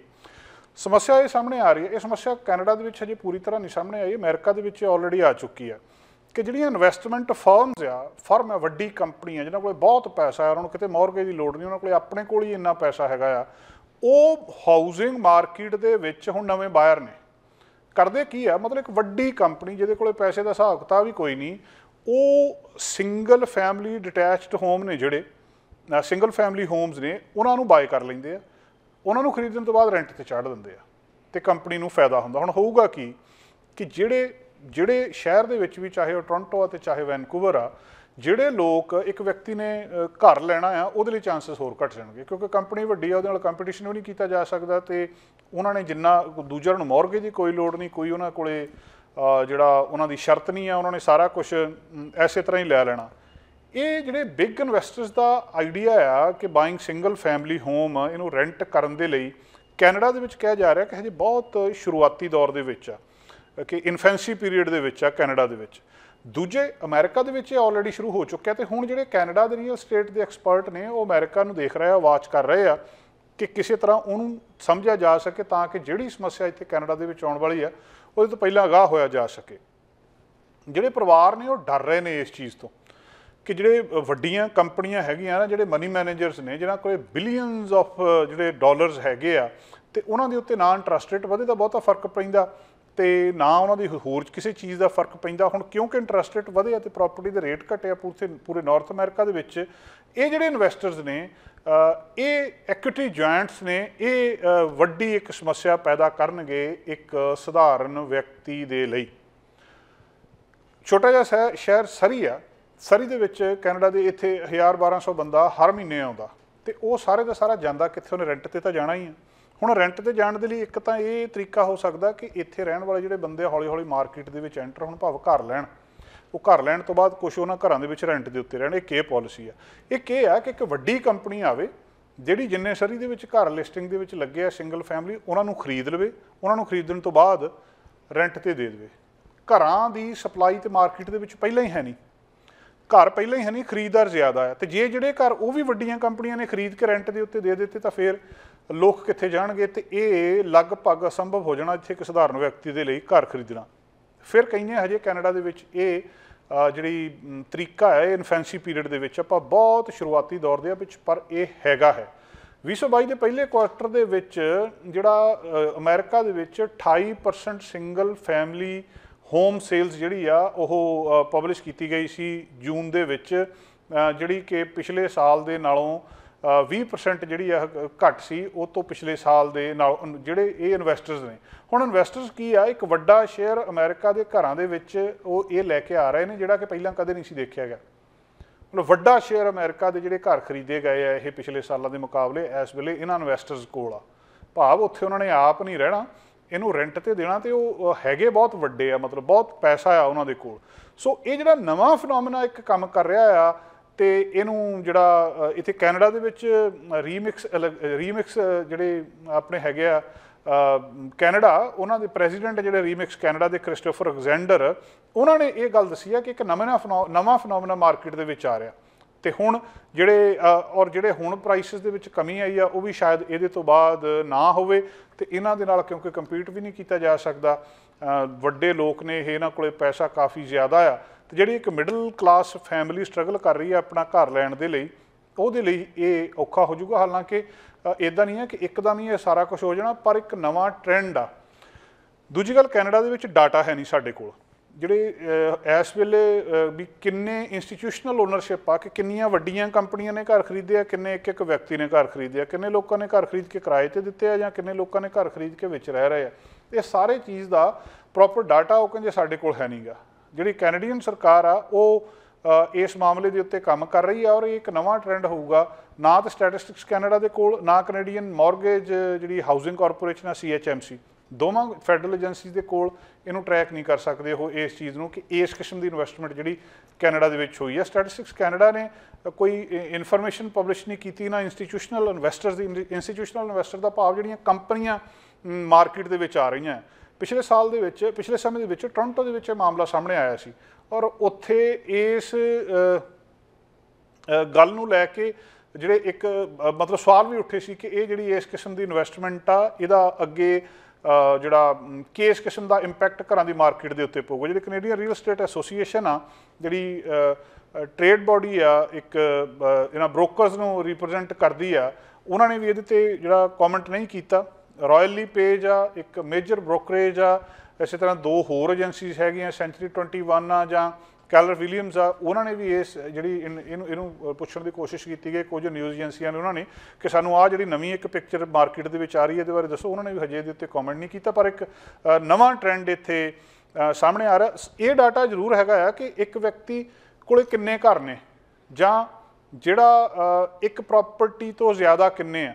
ਬ੍ਰਿਟਿਸ਼ ਕੋਲੰਬੀਆ ਦੇ ਵਿੱਚ 29% ਜਿਹੜੇ ਰੈਜ਼ੀਡੈਂਸਿਸ ਨੇ ਉਹ ਇੱਕ ਤੋਂ ਜ਼ਿਆਦਾ ਪ੍ਰੋਪਰਟੀ ਵਾਲੇ ਨੇ, ਭਾਵ 29% ਸ਼ੇਅਰ ਜਿਹੜਾ ਉਹ ਇੱਕ ਤੋਂ ਜ਼ਿਆਦਾ ਪ੍ਰੋਪਰਟੀ ਵਾਲਾ ਆ। ਇੱਦਾਂ ਹੀ 41% ਨੋਵਾ ਸਕੋਸ਼ੀਆ 'ਚ ਅਤੇ 31% ontario ਦੇ ਵਿੱਚ, ਭਾਵ ਉਹ ਲੋਕ ਜਿਹੜੇ ਮਾਰਕੀਟ ਦਾ ਸ਼ੇਅਰ ਬਣਦੇ ਨੇ ਜਿਨ੍ਹਾਂ ਕੋਲ ਇੱਕ ਤੋਂ ਜ਼ਿਆਦਾ ਪ੍ਰੋਪਰਟੀ ਆ। ਇਹ ਸਟੈਟਿਸਟਿਕਸ ਕੈਨੇਡਾ ਦਾ ਡਾਟਾ ਹੈਗਾ ਆ, ਪਰ ਉਹ ਬਿਗ ਇਨਵੈਸਟਰਸ ਨੇ ਜਾਂ ਉਹ ਕੁਛ ਹੋਰ ਨੇ। ਇੰਡਸਟਰੀ ਕਹਿ ਰਹੀ ਹੈ ਕਿ ਇਹਦੇ ਨਾਲ ਪ੍ਰਾਈਸਿਸ ਦੇ ਉੱਤੇ ਕੋਈ ਫਰਕ ਨਹੀਂ ਪਊਗਾ, ਪਰ ਇਹ ਇੱਕ ਬਦਲਦਾ ਟ੍ਰੈਂਡ ਜ਼ਰੂਰ ਸਾਹਮਣੇ ਆਊਗਾ ਕਿ ਲੋਕਾਂ ਨੇ ਜਿੱਥੇ ਰਹਿਣ ਦੇ ਲਈ ਘਰ ਲੈਣੇ ਸੀ ਉੱਥੇ ਲੋਕ ਇਨਵੈਸਟਮੈਂਟ ਦੇ ਪਰਪਸ ਦੇ ਨਾਲ ਵੱਡੀਆਂ ਕੰਪਨੀਆਂ ਘਰ ਲੈ ਲੈਣਗੀਆਂ, ਤਾਂ ਫਿਰ ਜਿਹੜਾ ਆਮ ਵਿਅਕਤੀ ਆ ਉਹ ਕਿੱਧਰਲੇ ਪਾਸੇ ਇਸ ਪਾਸੇ ਨੂੰ ਜਾਊਗਾ। ਔਰ ਇੱਕ ਅੰਦਾਜ਼ਾ US ਦੇ ਵਿੱਚ ਇਹ ਲਾਇਆ ਜਾ ਰਿਹਾ ਕਿ ਆਉਣ ਵਾਲੇ 5-7 ਸਾਲਾਂ ਦੇ ਵਿੱਚ ਜਿਹੜੇ ਇਹ ਇਨਵੈਸਟਰਸ ਨੇ ਇਹ 40% US ਹੋਮ ਜਿਹੜੀ ਰੈਂਟਲ ਹੋਮ ਮਾਰਕੀਟ ਨੂੰ ਕੰਟਰੋਲ ਕਰਨਗੇ। ਜਿਹੜਾ ਉਹਨਾਂ ਦਾ PERE ਦਾ ਡਾਟਾ ਆ ਉਹ ਦੱਸ ਰਿਹਾ ਕਿ 2030 ਤੱਕ ਇਨਵੈਸਟਰ ਜਿਹੜੇ ਨੇ ਉਹ 40% US ਦੀ ਰੈਂਟਲ ਹੋਮ ਮਾਰਕੀਟ ਨੂੰ ਕੰਟਰੋਲ ਕਰਨਗੇ। ਸੋ ਇਹਦੇ ਤੋਂ ਅੰਦਾਜ਼ਾ ਲਾਇਆ ਜਾ ਸਕਦਾ ਕਿ ਜੇ ਅਮਰੀਕਾ ਦੇ ਵਿੱਚ ਇਹ ਕੁਛ ਆ ਤੇ ਉਹਦੇ ਨਾਲ ਹੀ ਹੁਣ ਜਿਹੜੇ ਕੈਨੇਡਾ ਵਾਲੇ ਨੇ ਉਹ ਵੀ ਇਸ ਗੱਲ ਤੋਂ ਚਿੰਤਤ ਨੇ ਕਿ ਇੱਕ ਜਿਹੜਾ ਨਵਾਂ ਮਾਡਲ ਸਾਡੇ ਸਾਹਮਣੇ ਆ ਰਿਹਾ ਇਹਦਾ ਕੀ ਅਸਰ ਸਾਡੇ ਉੱਤੇ ਪਊਗਾ। ਸਮਾਜ ਦੇ ਵਿੱਚ ਕਈ ਕਿਸਮ ਦੀ ਸੋਚ ਵਾਲੇ ਲੋਕ ਰਹਿੰਦੇ ਆ ਤੇ ਇੱਕ ਸੱਭਿਅਕ ਸਮਾਜ ਕੁਝ ਚੀਜ਼ਾਂ ਨੂੰ ਭਾਵੇਂ ਉਹ ਕਿਸੇ ਵੀ ਸੱਭਿਆਚਾਰ ਦਾ ਹੋਵੇ ਬਰਦਾਸ਼ਤ ਨਹੀਂ ਕਰਦਾ। ਕੁਝ ਲੋਕ ਜਿਹੜੇ ਨੇ ਕਿਉਂਕਿ ਬਹੁਤ ਕੁਝ ਇਸ ਵੇਲੇ ਆਨਲਾਈਨ ਆ, ਬੱਚੇ ਆਨਲਾਈਨ ਪੜ੍ਹਦੇ ਆ, ਕੁਝ ਲੋਕ ਆਨਲਾਈਨ ਜਿਹੜਾ ਬੱਚਿਆਂ ਨੂੰ ਖਾਸ ਕਰ ਲੜਕੀਆਂ ਨੂੰ ਪਰੇਸ਼ਾਨ ਕਰਦੇ ਆ, ਤੰਗ ਕਰਦੇ ਆ, ਵਰਗਲਾ ਲੈਂਦੇ ਆ ਔਰ ਉਹਨਾਂ ਨੂੰ ਆਪਣੇ ਨਾਲ ਗਲਤ ਕੰਮਾਂ ਦੇ ਵਿੱਚ ਇਨਵੋਲਵ ਕਰ ਲੈਂਦੇ ਆ। ਇਹ ਟ੍ਰੈਂਡ ਕੈਨੇਡਾ ਦੇ ਵਿੱਚ ਵੀ ਆ ਤੇ ਇਹ ਟ੍ਰੈਂਡ ਅਮਰੀਕਾ ਦੇ ਵਿੱਚ ਵੀ ਆ। ਅਮਰੀਕਾ ਦੇ ਵਿੱਚ ਪੁਲਿਸ ਨੇ ਹੁਣ ਆਪ ਖਾਸ ਯਤਨ ਸ਼ੁਰੂ ਕੀਤੇ ਆ ਇਸ ਚੀਜ਼ ਨੂੰ ਰੋਕਣ ਦੇ ਲਈ। ਤੁਹਾਨੂੰ ਯਾਦ ਹੋਊਗਾ ਕੈਨੇਡਾ ਦੇ ਵਿੱਚ ਇੱਥੇ ਬ੍ਰਿਟਿਸ਼ ਕੋਲੰਬੀਆ ਦੇ ਵਿੱਚ ਵੀ ਕਰੀਪ ਕੈਚਰਸ ਬਹੁਤ ਐਕਟਿਵ ਸੀਗੇ, ਹੁਣ ਵੀ ਹੈਗੇ ਆ ਕਿ ਕੁਝ ਲੋਕ ਜਿਹੜੇ ਆ ਉਹ ਘੱਟ ਉਮਰ ਦੀਆਂ ਕੁੜੀਆਂ 15 ਸਾਲ 14 ਸਾਲ 13 ਸਾਲ ਉਹਨਾਂ ਕੁੜੀਆਂ ਦੇ ਨਾਲ ਕੰਪਿਊਟਰ ਦੇ ਉੱਤੇ ਆਨਲਾਈਨ ਜਾ ਕੇ ਚੈਟ ਕਰਦੇ ਆ, ਉਹਨਾਂ ਨੂੰ ਵਰਗਲਾਉਂਦੇ ਆ, ਉਹਨਾਂ ਨੂੰ ਮਿਲਣਾ ਚਾਹੁੰਦੇ ਆ, ਉਹਨਾਂ ਨੂੰ ਲਾਲਚ ਦਿੰਦੇ ਆ, ਗਿਫਟਸ ਦਿੰਦੇ ਆ, ਉਹਨਾਂ ਨੂੰ ਪੈਸੇ ਦਿੰਦੇ ਆ, ਹੋਰ ਸਾਰੇ ਕੁਝ ਤੋਂ ਬਾਅਦ ਉਹ ਉਹਨਾਂ ਦੇ ਨਾਲ ਗਲਤ ਜਿਹੜੇ ਸੰਬੰਧ ਆ ਉਹ ਬਣਾਉਣ ਦੇ ਲਈ ਉਹਨਾਂ ਨੂੰ ਪ੍ਰੇਰਿਤ ਕਰਦੇ ਆ। ਜਦੋਂ ਕਿ ਇਹਨਾਂ ਜਿਹੜੇ ਮਾਈਨਰਸ ਦੇ ਨਾਲ ਇਹ ਕੰਮ ਕਰਨਾ ਇੱਕ ਬਹੁਤ ਵੱਡਾ ਕ੍ਰਾਈਮ ਕੈਨੇਡਾ ਦੇ ਵਿੱਚ ਵੀ ਆ ਤੇ ਅਮਰੀਕਾ ਦੇ ਵਿੱਚ ਵੀ ਆ। ਇੱਥੇ ਕਰੀਪ ਕੈਚਰ ਕੀ ਕਰਦੇ ਸੀ, ਉਹ ਆਪ ਕੰਪਿਊਟਰ ਦੇ ਉੱਤੇ ਮਤਲਬ ਕੁੜੀ ਦੇ ਵਜੋਂ ਚੈਟ ਕਰਨੀ ਸ਼ੁਰੂ ਕਰ ਦਿੰਦੇ ਸੀ ਕਿ ਜਿਹੜੀ ਅਸਲ ਦੇ ਵਿੱਚ ਨਹੀਂ ਸੀ, ਕੋਈ ਵਿਅਕਤੀ ਸੀ, ਉਹ ਉਹਨਾਂ ਨੂੰ ਲੱਭਦਾ ਸੀ, ਲੱਭ ਕੇ ਫਿਰ ਉਹ ਕਹਿੰਦਾ ਸੀ, ਉਹ ਆਪਣੀ ਏਜ ਵੀ ਦੱਸ ਦਿੰਦੇ ਸੀ ਕਿ ਮੇਰੀ ਉਮਰ 14 ਸਾਲ ਆ ਜਾਂ ਮੇਰੀ ਉਮਰ 15 ਸਾਲ ਆ, ਪਰ ਉਹ ਫਿਰ ਵੀ ਕਹਿੰਦਾ ਸੀ ਕਿ ਨਹੀਂ ਮੈਂ ਐਗਰੀ ਕਰਦਾ ਹਾਂ ਤੇ ਉਹ ਮਿਲਣ ਦਾ ਥਾਂ ਨਿਸ਼ਚਿਤ ਕਰ ਲੈਂਦੇ ਸੀ। ਜਦੋਂ ਥਾਂ ਦੇ ਉੱਤੇ ਮਿਲਣ ਜਾਂਦੇ ਸੀ ਤਾਂ ਉੱਥੇ ਕਿਉਂਕਿ ਕੁੜੀ ਤਾਂ ਹੁੰਦੀ ਨਹੀਂ, ਹੁੰਦਾ ਤਾਂ ਕੋਈ ਵਿਅਕਤੀ ਸੀ ਉੱਧਰੋਂ ਚੈਟ ਕਰਦਾ, ਉਹ ਬੰਦਾ ਜਦੋਂ ਉੱਥੇ ਕਿਸੇ ਵੀ ਰੈਸਟੋਰੈਂਟ ਦੇ ਉੱਤੇ ਦੱਸੀ ਥਾਂ ਦੇ ਉੱਤੇ ਆਉਂਦਾ ਸੀ ਤਾਂ ਉੱਥੇ ਜਾ ਕੇ ਉਹਨੂੰ ਫੜ ਲੈਂਦੇ ਸੀ, ਉਹਦੀ ਲਾਈਵ ਵੀਡੀਓ ਬਣਾਉਂਦੇ ਸੀ। ਬਹੁਤ ਸਾਰੇ ਇੱਦਾਂ ਦੇ ਇਨਸੀਡੈਂਟਸ ਹੋਏ ਆ। ਅਮਰੀਕਾ ਦੇ ਵਿੱਚ ਹੁਣ ਇਹ ਕੰਮ ਉੱਥੋਂ ਦੀ ਪੁਲਿਸ ਨੇ ਸ਼ੁਰੂ ਕਰ ਦਿੱਤਾ। ਸਾਡੇ ਬਿਲਕੁਲ ਸਰੀ ਦੇ ਨਾਲ ਲੱਗਦਾ ਸਟੇਟ ਵਾਸ਼ਿੰਗਟਨ ਦੇ ਵਿੱਚ ਜਿਹੜਾ ਸਿਆਟਲ ਦੇ ਨੇੜੇ ਬੈਲਵਿਊ ਦੇ ਵਿੱਚ ਇੱਕ ਵਿਅਕਤੀ ਨੂੰ ਚਾਰਜ ਕੀਤਾ ਉਹਨਾਂ ਨੇ ਕਿ ਜਿਹੜੀ ਸੈਕਸ ਡੇਟ ਦੇ ਮਾਮਲੇ ਦੇ ਵਿੱਚ ਕਿ ਉਹ 15 ਸਾਲ ਦੀ ਇੱਕ ਬੱਚੀ ਦੇ ਨਾਲ ਗਲਤ ਸੰਬੰਧ ਬਣਾਉਣ ਦੇ ਲਈ ਉਹਦੇ ਨਾਲ ਆਨਲਾਈਨ ਚੈਟ ਕਰ ਰਿਹਾ ਸੀ, ਜਿਹਦੀ ਆਪਣੀ ਉਮਰ 34 ਸਾਲ ਸੀ। ਹਿੰਮਤ ਕੁਰਮੀ ਇਹਦਾ ਨਾਂ ਦੱਸਦੇ ਆ। ਇਹਨੇ ਕਹਿੰਦੇ ਗੱਲ ਕਰਨੀ ਸ਼ੁਰੂ ਕਰ ਦਿੱਤੀ ਇੱਕ 15 ਸਾਲ ਦੀ ਬੱਚੀ ਦੇ ਨਾਲ, ਤੇ ਉਹਦੇ ਤੋਂ ਬਾਅਦ ਪੁਲਿਸ ਕਹਿੰਦੀ ਕਿ ਉਹਦੇ ਤੋਂ ਬਾਅਦ ਫਿਰ ਇਹਨਾਂ ਨੇ ਫਿਕਸ ਕਰ ਲਿਆ ਕਿ ਅਸੀਂ ਇੱਥੇ ਮਿਲਦੇ ਹਾਂ ਜਿਹੜੀ, ਤੇ ਉਸ ਬੱਚੀ ਨੂੰ ਇਹਨਾਂ ਨੇ ਇੱਕ ਥਾਂ ਦੇ ਉੱਤੇ ਮਿਲਣ ਦੇ ਲਈ ਸੱਦ ਲਿਆ, ਤੇ ਉੱਥੇ ਜਦੋਂ ਗਏ ਤੇ ਉੱਥੇ ਫਿਰ ਪੁਲਿਸ ਜਿਹੜੀ, ਕਿਉਂਕਿ ਦੂਜੇ ਪਾਸੇ ਪੁਲਿਸ ਸੀਗੀ, ਉਹਨਾਂ ਨੇ ਜਾ ਕੇ ਉਹਨੂੰ ਉੱਥੋਂ ਗ੍ਰਿਫਤਾਰ ਕਰ ਲਿਆ। ਬਾਅਦ ਦੇ ਵਿੱਚ ਦੱਸਦੇ ਆ ਕਿ ਇੱਕ ਬੇਲ ਲੈ ਕੇ ਉਹਨੂੰ ਛੱਡ ਵੀ ਦਿੱਤਾ 27,000 ਜਾਂ ਕੁਛ ਡਾਲਰ ਦੀ। ਸੋ ਇਹ ਇੱਕ ਨਵਾਂ ਟ੍ਰੈਂਡ ਜਿਹੜਾ ਸਾਹਮਣੇ ਆ ਰਿਹਾ। ਪੁਲਿਸ ਇਸ ਗੱਲ ਦੇ ਲਈ ਜਿੱਥੇ ਅਮਰੀਕਾ ਦੇ ਵਿੱਚ ਵਾਰਨ ਕਰ ਰਹੀ ਹੈ, ਉੱਥੇ ਕੈਨੇਡਾ ਦੇ ਵਿੱਚ ਵੀ ਲਗਭਗ ਉਹੋ ਜਿਹੀਆਂ ਹਾਲਤਾਂ ਨੇ, ਔਰ ਇਦਾਂ ਦੇ ਇੰਸੀਡੈਂਟਸ ਦੇ ਵਿੱਚ ਬਹੁਤ ਜ਼ਿਆਦਾ ਵਾਧਾ ਹੋ ਰਿਹਾ। ਉਹ ਕਹਿੰਦੇ ਆਪਣੇ ਬੱਚਿਆਂ ਨੂੰ ਧਿਆਨ ਦੇ ਨਾਲ ਦੇਖੋ, ਇਹਨਾਂ ਨੂੰ ਅਬਜ਼ਰਵ ਕਰੋ, ਇਹਨਾਂ ਨੂੰ ਕੋਈ ਮਹਿੰਗੇ ਇੱਕਦਮ ਚੀਜ਼ਾਂ ਤਾਂ ਨਹੀਂ ਇਹਨਾਂ ਦੇ ਕੋਲ ਆਉਣ ਲੱਗ ਪਈਆਂ। ਲੋਕ ਜਾਣ ਬੁੱਝ ਕੇ ਇਹਨਾਂ ਛੋਟੀ ਉਮਰ ਦੇ ਨਿਆਣਿਆਂ ਨੂੰ ਆਪਣੇ ਜਾਲ ਦੇ ਵਿੱਚ ਫਸਾ ਰਹੇ ਆ। ਜਾਲ ਦੇ ਵਿੱਚ ਫਸਾਉਣ ਦਾ ਸੌਖਾ ਤਰੀਕਾ ਇਹ ਆ ਕਿ ਜਦੋਂ ਇਹ ਆਪਣੇ ਕੰਪਿਊਟਰ ਦੇ ਉੱਤੇ ਚੈਟ ਕਰਦੇ ਆ, ਫੋਨ ਦੇ ਉੱਤੇ ਚੈਟ ਕਰਦੇ ਆ, ਤਾਂ ਮਾਪਿਆਂ ਨੂੰ ਇਸ ਗੱਲ ਦਾ ਪਤਾ ਨਹੀਂ ਲੱਗਦਾ ਕਿ ਬੱਚਾ ਕਿਹਦੇ ਨਾਲ ਚੈਟ ਕਰ ਰਿਹਾ। ਇਸ ਕਰਕੇ ਪੁਲਿਸ ਖਾਸ ਤੌਰ ਦੇ ਉੱਤੇ ਕਹਿ ਰਹੀ ਆ ਕਿ ਇਹਨਾਂ ਨੂੰ ਥੋੜ੍ਹਾ ਜਿਹਾ ਇਹਨਾਂ ਦਾ ਖਿਆਲ ਰੱਖਿਆ ਜਾਵੇ। ਕੋਈ ਚੀਜ਼ਾਂ, ਪੈਸਾ, ਇਹ ਸਾਰੀਆਂ ਚੀਜ਼ਾਂ ਦੇ ਰਹੇ ਆ, ਔਰ ਇਹ ਇਸ ਵੇਲੇ ਜਿਹੜਾ ਖਤਰਾ ਜਿਹੜਾ ਬਹੁਤ ਜ਼ਿਆਦਾ ਹੋ ਰਿਹਾ, ਕਿਉਂਕਿ ਇਹਨਾਂ ਬੱਚਿਆਂ ਨੂੰ ਇਹ ਬਾਅਦ ਦੇ ਵਿੱਚ ਜਿਹੜੇ ਸੈਕਸ ਰਿਲੇਟਡ ਜਾਂ ਸੈਕਸ ਟ੍ਰੈਫਿਕਿੰਗ ਆ ਉਹਦੇ ਵਿੱਚ ਇਨਵੋਲਵ ਕਰ ਲੈਂਦੇ ਤੇ ਗਲਤ ਕੰਮ ਕਰਾਉਂਦੇ ਆ ਉਹਨਾਂ ਦੇ ਕੋਲੋਂ। ਸੋ ਇਹ ਕਿਉਂਕਿ ਪਿਛਲੇ ਸਮੇਂ ਦੇ ਵਿੱਚ ਵਾਧਾ ਹੋਇਆ ਇਹਨਾਂ ਘਟਨਾਵਾਂ ਦੇ ਵਿੱਚ, ਬੈਲਵਿਊ ਦੇ ਵਿੱਚ ਇਹ ਇੱਕ ਵਿਅਕਤੀ ਨੂੰ ਇਹਦਾ ਗ੍ਰਿਫਤਾਰ ਕੀਤਾ ਗਿਆ, ਤੇ ਪੁਲਿਸ ਨੇ ਹੁਣ ਜਿਹੜੀ ਇੱਕ ਚੰਗੀ ਗੱਲ ਆ ਕਿ ਨਵਾਂ ਤਰੀਕਾ ਉਹਨਾਂ ਨੇ ਲੱਭ ਲਿਆ ਕਿ ਅਸੀਂ ਆਪ ਜਿਹੜਾ ਦੂਜੇ ਪਾਸਿਓਂ ਉਹਦੇ ਨਾਲ ਗੱਲ ਕਰਦੇ ਹਾਂ ਤੇ ਉਹਨੂੰ ਦੱਸਦੇ ਨਹੀਂ ਅਸੀਂ ਕੌਣ ਆ, ਤੇ ਮੁੜ ਕੇ ਜਦੋਂ ਉਹਦੇ ਵਿੱਚ ਇਨਵੋਲਵ ਹੋ ਜਾਂਦਾ ਤੇ ਫਿਰ ਉਹਨੂੰ ਉੱਥੋਂ ਜਾ ਕੇ ਅਸੀਂ ਫੜ ਲੈਂਦੇ ਹਾਂ। ਉਹ ਕਹਿੰਦੇ ਕੋਈ ਵੀ ਗੱਲਬਾਤ ਆ ਆਪਣੇ ਬੱਚੇ ਦੇ ਨਾਲ ਗੱਲਬਾਤ ਕਰੋ, ਉਹਦਾ ਧਿਆਨ ਰੱਖੋ। ਇਹ ਇੱਕ ਨਵਾਂ ਡਰ ਬੱਚਿਆਂ ਦੇ ਮਾਮਲੇ ਦੇ ਵਿੱਚ ਪਿਛਲੇ ਸਮੇਂ ਦੇ ਵਿੱਚ ਸਾਹਮਣੇ ਆ ਰਿਹਾ। ਤਰ੍ਹਾਂ ਤਰ੍ਹਾਂ ਦੀਆਂ ਨੌਕਰੀਆਂ ਸਾਹਮਣੇ ਆਉਂਦੀਆਂ। ਇੱਕ ਕੈਨੇਡਾ ਦੇ ਕੈਂਡੀ ਫਨ ਹਾਊਸ ਨੇ ਨੌਕਰੀ ਜਿਹੜੀ ਕੱਢੀ ਆ, ਉਹਦੇ ਲਈ ਚੀਫ ਕੈਂਡੀ ਆਫਿਸਰ ਚਾਹੀਦਾ ਉਹਨਾਂ ਨੂੰ। ਕੈਂਡੀ ਆਫਿਸਰ ਮਤਲਬ ਜਿਹੜੀਆਂ ਕੈਂਡੀਆਂ ਹੁੰਦੀਆਂ ਉਹਨੂੰ ਟੇਸਟ ਕਰਨਾ ਕਹਿੰਦੇ, ਔਰ ਇਹ ਕਾਫੀ ਧਿਆਨ ਇਸ ਖਬਰ ਨੇ, ਬੜੀ ਇੰਟਰਸਟਿੰਗ ਖਬਰ ਆ, ਲੋਕਾਂ ਦਾ ਆਪਣੇ ਵੱਲ ਖਿੱਚਿਆ, ਤੇ $1,00,000 ਸਾਲ ਦਾ ਉਹ ਕਹਿੰਦੇ ਤਨਖਾਹ ਆ। ਤੇ ਇਹਦੇ ਵਿੱਚ ਕਰਨਾ ਕੀ ਆ ਕਿ ਤੁਸੀਂ ਉਹਨੂੰ ਟੇਸਟ ਕਰਨਾ ਆ, ਟੈਸਟ ਕਰਨਾ ਆ, ਤੇ ਫਿਰ ਉਹਦੇ ਤੋਂ ਬਾਅਦ ਮਤਲਬ 3500 ਪੀਸ ਕਹਿੰਦੇ ਕੈਂਡੀ ਦੇ ਤੁਸੀਂ ਮਹੀਨੇ ਦੇ ਵਿੱਚ ਟੈਸਟ ਕਰਨੇ ਆ, ਜਾਣੀ ਕਿ 100 ਪੀਸ ਇੱਕ ਦਿਨ ਦੇ ਵਿੱਚ ਉਹਦਾ ਟੈਸਟ ਵੀ ਕਰਨਾ ਤੇ ਟੇਸਟ ਵੀ ਕਰਨਾ। ਕੁਦਰਤੀ ਤੌਰ ਤੇ ਟੇਸਟ ਕਰਕੇ ਉਹਨੂੰ ਟੈਸਟ ਕੀਤਾ ਜਾਂਦਾ। ਬੜੀ ਆਈ ਕੈਚਿੰਗ ਰੋਲ ਇਹ ਲੱਗਦਾ, ਔਰ ਬਹੁਤ ਸਾਰੇ ਲੋਕਾਂ ਨੇ ਇਹਨੂੰ ਅਪਲਾਈ ਕੀਤਾ ਤੇ ਉਹਨੂੰ ਸੋਸ਼ਲ ਮੀਡੀਆ ਦੇ ਉੱਤੇ ਪਾਇਆ ਵੀ ਅਸੀਂ ਇਹਦੇ ਲਈ ਅਪਲਾਈ ਕਰ ਰਹੇ ਹਾਂ।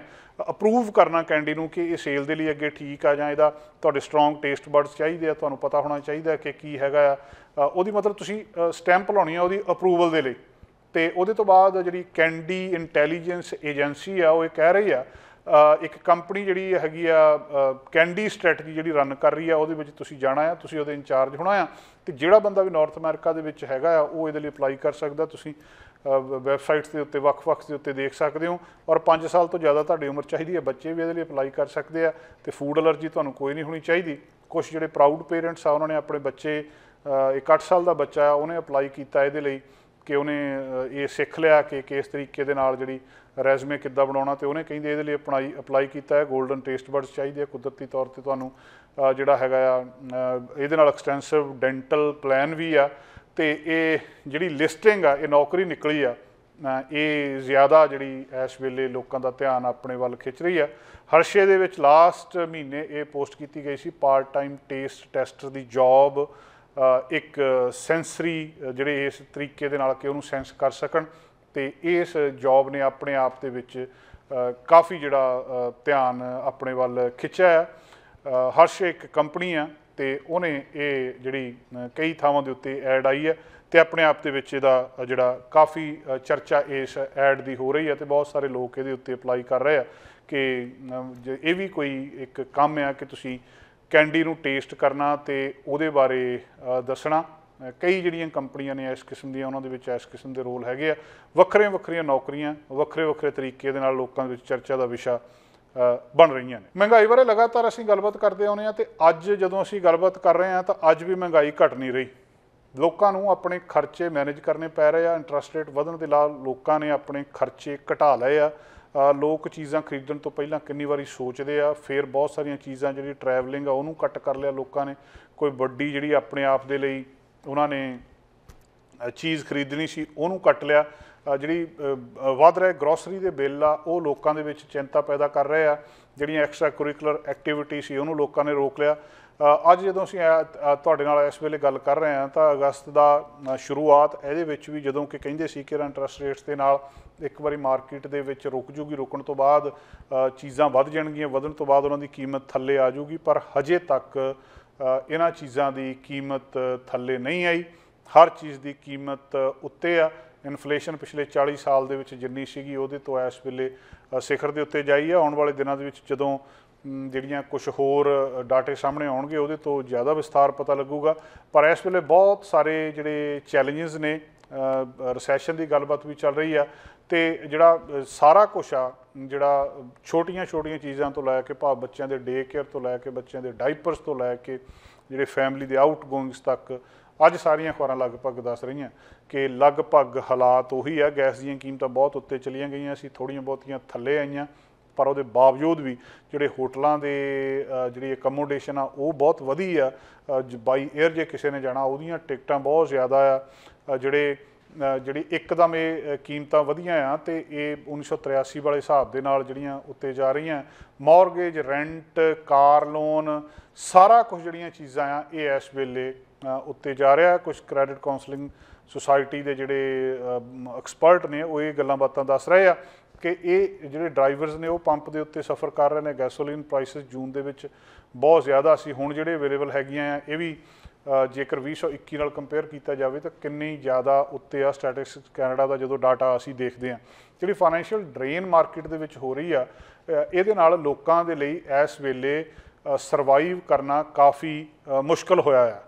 ਕਿ ਜਿਹੜਾ ਜਿੰਨੇ ਲੋਕਾਂ ਦੇ ਖਰਚੇ ਸੀਗੇ ਉਹ, ਕਿਉਂਕਿ ਥੋੜ੍ਹਾ ਚਿਰ ਲੋਕਾਂ ਨੇ ਟੋਲਰੇਟ ਕਰ ਲਿਆ, ਬਰਦਾਸ਼ਤ ਕਰ ਲਿਆ ਕਿ ਸ਼ਾਇਦ ਇਹ ਥੋੜ੍ਹਾ ਚਿਰ ਇੱਦਾਂ ਹੀ ਚੱਲਣਾ, ਪਰ ਉਹ ਚੀਜ਼ ਹੁਣ ਸਟ੍ਰੈਚ ਹੋ ਗਈ ਆ ਕਿ ਮਤਲਬ ਗਰੋਸਰੀ ਦੇ ਵਿੱਚ ਕਲੀਅਰਲੀ ਦੱਸਦੇ ਆ ਕਿ ਜੇ ਇਸ ਤਰੀਕੇ ਦੇ ਨਾਲ ਇਹ ਸਾਰਾ ਕੁਝ ਹੋਇਆ ਆ, ਸਾਰਾ ਕੁਝ ਹੀ ਲਗਭਗ ਆਮ ਨਾਲੋਂ ਇਸ ਵੇਲੇ ਕੈਨੇਡਾ ਦੇ ਵਿੱਚ ਮਹਿੰਗਾ ਆ।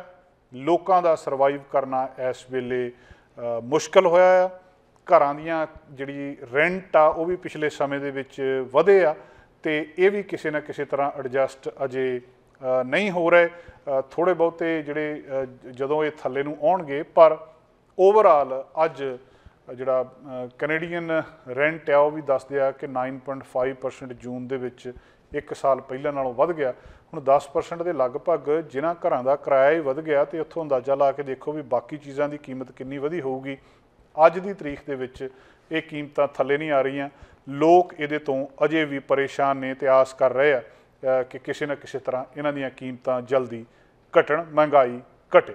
ਬਹੁਤ ਸਾਰੇ ਲੋਕ ਬਿਮਾਰ ਹੋ ਜਾਂਦੇ ਆ, ਬਿਮਾਰ ਹੋਣ ਤੋਂ ਬਾਅਦ ਆਪਣਾ ਇਲਾਜ ਕਰਾਉਂਦੇ ਆ, ਠੀਕ ਠਾਕ ਹੋ ਜਾਂਦੇ ਆ, ਪਰ ਕੁਝ ਲੋਕਾਂ ਦੀਆਂ ਬਿਮਾਰੀਆਂ ਇਹੋ ਜਿਹੀਆਂ ਹੁੰਦੀਆਂ ਜਿਹੜੀਆਂ ਲਾ ਇਲਾਜ ਹੁੰਦੀਆਂ, ਉਹਨਾਂ ਦਾ ਇਲਾਜ ਨਹੀਂ ਕੀਤਾ ਜਾ ਸਕਦਾ।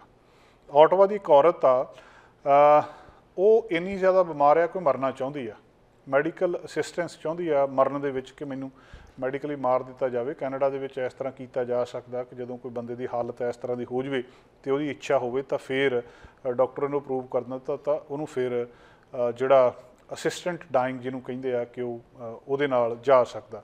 ਪਰ ਇਹ ਔਰਤ ਕਹਿ ਰਹੀ ਆ ਕਿ ਉਹ ਲਗਾਤਾਰ ਪਿਛਲੇ ਸਮੇਂ ਤੋਂ ਮਤਲਬ ਕਹਿ ਰਹੀ ਆ, ਪਰ ਉਹਨੂੰ ਇਹ ਅਸਿਸਟੈਂਸ ਇਨ ਡਾਇੰਗ ਜਿਹੜੀ ਹੈਗੀ ਆ ਕਿ ਉਹਨੂੰ ਆਪਣੇ ਆਪ ਮਰਨ ਦੇ ਲਈ ਕਿਤੇੋਂ ਮਦਦ ਨਹੀਂ ਮਿਲ ਰਹੀ। ਮਾਰਗਰਟ ਮੈਗੀ ਇਹ ਦੱਸਦੇ ਆ ਕਿ ਉਹ ਡਿਸਕ੍ਰਾਈਬ ਕਰਦੀ ਆ ਆਪਣੀ ਚੀਜ਼ ਕਿ ਉਹ ਆਟਵਾ ਦੇ ਵਿੱਚ ਰਹਿੰਦੀ ਆ ਅਤੇ ਹੁਣ ਉਹਨੂੰ ਕਿਤੇ ਹੋਰ ਜਾਣਾ ਪੈ ਰਿਹਾ ਇਹ ਪ੍ਰੋਸੀਜਰ ਕਰਾਉਣ ਦੇ ਲਈ। ਕਰੋਨਿਕ ਪੇਨ ਆ ਕਹਿੰਦੇ ਉਹਨੂੰ ਬਹੁਤ ਜ਼ਿਆਦਾ, ਜਿਹੜੀ ਬਰਦਾਸ਼ਤ ਨਹੀਂ ਹੋ ਸਕਦੀ, ਲਗਭਗ ਅਧਰੰਗ ਵਾਲੀ ਸਥਿਤੀ ਆ। ਉਹਦੇ ਸਰੀਰ ਦੇ ਵਿੱਚ ਦਰਦ ਇੰਨਾ ਹੁੰਦਾ ਕਿ ਉਹਨੂੰ ਸੌਣਾ ਵੀ ਬਹਿ ਕੇ ਪੈਂਦਾ, ਕਿ ਜਦੋਂ ਹੀ ਉਹ ਪੈਂਦੀ ਆ ਉਹਨੂੰ ਜਿਹੜੀ ਦਰਦ ਸ਼ੁਰੂ ਹੋ ਜਾਂਦਾ। ਉਹਦੀ ਡੀਜਨਰੇਟਿਵ ਡਿਸਕ ਦੀ ਡਿਜ਼ੀਜ਼ ਆ, ਇਸੇ ਤਰ੍ਹਾਂ ਫਾਈਬਰੋਮਲੇਜੀਆ ਕੋਈ ਡਿਜ਼ੀਜ਼ ਦੱਸਦੇ ਆ, ਸਪਾਈਨਲ ਦੀ ਉਹਦੀ ਮਤਲਬ ਆਰਥਰਾਈਟਸ, ਗਠੀਏ ਵਰਗੀ ਕੋਈ ਜਿਹੜੀ ਹੈਗੀ ਆ।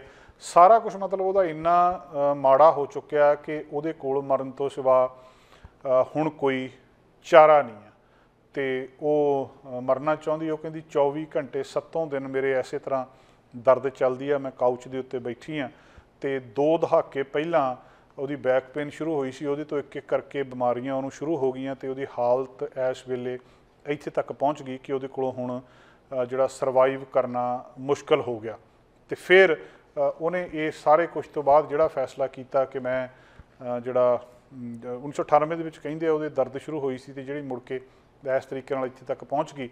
न्यूरोलॉजिस्ट दे कोल गई, न्यूरो सर्जन दे कोल गई, जिहड़े होर स्पैशलिस्ट सीगे उन्हां दे कोल गए, पर किसी चीज़ ने भी काम नहीं किया। तो फिर इन्हें अप्लाई कर दिता कि मैडिकल असिस्टेंस इन डाइंग, इनू मेड भी कहिंदे MAID, भी मैनूं उहदे लई मंजूरी दी जाए, मेरे टीका ला दिता जाए जां कुछ भी कर दिता जाए जिहदे नाल मेरी मौत हो जाए। 3 वारी जदों उहने इहदे लई जिहड़ा अप्लाई किया 2016 तो लैके हुण तक उहनूं नहीं इहदी आग्या दित्ती गई। तो हुण जदों 2021 तो पहलां भी जिहड़ियां रीसेंट इस लैजिसलेटिव दे विच चेंजिस होईयां, इहदा एक एलिजिबिलिटी क्राइटेरिया है पेशेंट दा कि उहदे विच फिट बहना पैंदा, उहनूं तां ही उहनूं आग्या दिंदे आ कि इहनूं आह प्रोसीजर दे नाल मार दित्ता जावे, नहीं तो हर एक नूं वो इस तरीके नाल आग्या नहीं दिंदे, भावें वो बंदा आप कहिंदा भी होवे। तीजी वारी वो जिहड़ी ऑटवा दे विच सीगी उत्थों ही उहने अप्लाई कीता सी ते उहनूं इनएलिजिबल डिकलेयर कर दित्ता भी नहीं तूं इस काम दे लई एलिजिबल नहीं, पर वो कहिंदी सी कि मेरे दर्द बहुत ज़्यादा हुंदा है ते मेरे कोलों हुण जिहड़ा सर्वाइव करना इस वेले मेरे लिए बहुत मुश्किल हो गया। तो उहदे तो बाद उन्हें फिर होर कोई ना कोई जिहड़ा इहनूं डिग करना शुरू कीता ते उहदे तो बाद हुण उहनूं पिछले दिनां दे विच कहिंदे एक जिहड़ी अप्रूवल आई आ कि वो आराम दे नाल इस दुनिया तो जा सकदी आ।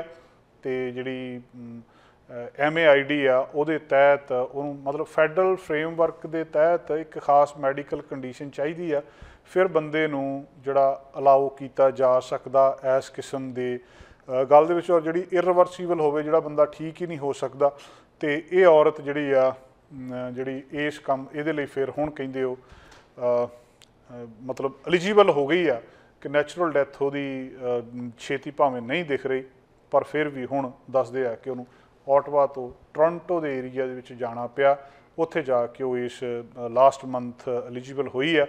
तो हुण जिस तरीके दे नाल वो चाहुंदी आ अगस्त 10 नूं कहिंदे उहदा प्रोसीजर होना आ, फिर उत्थों ट्रैवल करके ब्रैम्पटन दे विच टोरंटो दे विच उत्थे जाऊगी, स्ट्रोंग पेन किलर दित्तियां जाणगीਆਂ उहनूं। तो इसे तरीके दे नाल भी एक इत्थे तक दर्द जिहड़ा वध जांदा आ वो कि बंदा मरन दे लई फिर सरकार नूं बेनती करन लग जांदा। तो जिहड़ी गल ये औरत कह रही आ, बोलो इस तरह के लोग भी दुनिया दे विच ने जिहड़े इस संकट दे विचों लंघ रहे हैं। वो ये कह रही आ कि जिहड़ा सारे मतलब लोकां दे जिहड़े हर एक डॉक्टर ने उहनूं दसना हुंदा भी ये हाँ इहनूं ये एलिजिबल हैगे आ जां नहीं, वो कहिंदे वो एलिजिबिलिटी दे रिजल्ट डिफर करदे आ। मतलब ऑटवा दे विच उहनूं नहीं इजाजत मिल रही तो टोरंटो दे विच मिल सकदी आ। जिहड़ा फिजिशियन आ जिहने वो देना आ वो उन्हां नूं असैस करदा आ, तो फिर उहदे तो बाद उहदे विच इह दसदा आ कि इहनूं इस चीज़ दे लई अलाउ किया जा सकदा जां नहीं किया जा सकदा। ये औरत इस वेले हुण टोरंटो दे विच जाके इहदा प्रोसीजर दसदे आ कि किया जाऊगा। बड़े लंबे समय तो इस गल दे लई मंग कर रही सी, ते आखिर इहनूं इस गल दे विच भाव अपनी इच्छा मुताबक मरण दे विच सफलता मिली है। जदों असीं गलबात करते हैं कि मैडिकल सिस्टम की जां डॉक्टर्स की असीं रोज़ ही लगभग गल करते हैं, तो कुछ बीमारियां इहो जिहियां ने जिहड़ियां कैनेडा के कुछ हिस्सों के ट्रीट नहीं हो सकदियां, जिद्दां नोवा स्कॉशिया आ। सारियां बीमारियां कैनेडा के ट्रीट नहीं हो सकदियां, तो जे हो सकदियां उन्हां दी वेटिंग इन्नी ज़्यादा है कि वो बंदा वारी की उड़ीक करदा करदा ही उहदी बस हो जाती है। हुण नोवा स्कॉशिया दे विच 2 औरतां ने एक रौला रप्पा पाया, ये कहा भी साडा जिहड़ा इलाज आ वो इत्थे हो नहीं सकदा, तो सानू आग्या दी जाए जां खर्चा दिता जाए कि असीं देश तो बाहरों जाके किसी होर देश के अपना इलाज करा लईए। तो हुण वो जिहड़ी उन्होंने अपील की है इस काम के लिए वो दसदे आ कि रिजैक्ट कर दी गई है। हैलीफैक्स की रहने वाली है जैनीफर बैडी, ਉਹਨੂੰ कुछ इदां दी जिहड़ी प्रॉब्लम्स आ जिहड़ियां कहिंदे इत्थे ठीक नहीं हो सकदियां, किसी तरह ना ਉਹਦੀਆਂ ਲੱਤਾਂ ਦੇ ਵਿੱਚ फ्लूइड जमा हो जाता, जिद्दां पानी जिहा भर जाता, स्वैलिंग हो जाती, सुज जांदियां, दर्द हुंदी है, ਉਹਦੇ ਤੋਂ ਬਾਅਦ स्किन इन्फैक्शन हो जाती है, होर किन्ना कुछ हुंदा ਉਹਦਾ। इसे तरह ही एक जिहड़ी हैलीफैक्स के नेड़े रहिंदी आ होर औरत, ਉਹਦਾ केस आ, ਉਹਨੂੰ भी एक इसे तरह की बीमारी आ ਜਿਹਦੇ ਵਿੱਚ कि ਉਹਦਾ फैट जिहड़ी ਲੱਤਾਂ ਦੇ ਵਿੱਚ चर्बी जिहड़ी बहुत ज़्यादा चली जाती है, ਜਿਹਦੇ ਨਾਲ ਉਹਦੇ पेन हुंदी आ, स्वैलिंग हुंदी आ, ते ਉਹ इदां फट जांदियां भी ਜਦੋਂ लोग ਜਿਹੜੀਆਂ ਜਰਾਬਾਂ ਜੀਆਂ ਪਾ ਕੇ ਰੱਖਦੇ ਆ ਕਿ ਉਹ ਨਾ ਹੋਣ। ਹੁਣ ਉਹ ਆਪਣੇ ਨੋਵਾ ਸਕੋਸ਼ੀਆ ਪ੍ਰਿੰਸ ਦੇ ਵਿੱਚ ਜਿਹੜੇ ਪ੍ਰੋਵਿੰਸ ਦੇ ਵਿੱਚ ਜਾ ਕੇ ਅਪਲਾਈ ਕਰਦੀਆਂ ਕਿ ਸਾਨੂੰ ਇਸ ਕੰਮ ਦੇ ਲਈ ਇਲਾਜ ਕੀਤਾ ਜਾਵੇ, ਇਹਨਾਂ ਸਿੰਪਟਮ ਦੇ ਲਈ ਟ੍ਰੀਟ ਕੀਤਾ ਜਾਵੇ। ਉਹ ਜਿਹੜੀ ਸਰਜਰੀ ਆ ਉਹ ਕਹਿੰਦੇ ਜ਼ਰੂਰੀ ਹੈ ਇਹਨਾਂ ਦੋਵਾਂ ਕੇਸਿਸ ਦੇ ਵਿੱਚ ਕਿ ਜੇ ਇਸ ਬਿਮਾਰੀ ਨੂੰ ਵਧਣ ਤੋਂ ਰੋਕਣਾ ਆ ਤਾਂ ਇਹਦੀ ਸਰਜਰੀ ਹੋਣੀ ਜ਼ਰੂਰੀ ਆ, ਪਰ ਸਰਜਰੀ ਉੱਥੇ ਅਵੇਲੇਬਲ ਨਹੀਂ ਆ।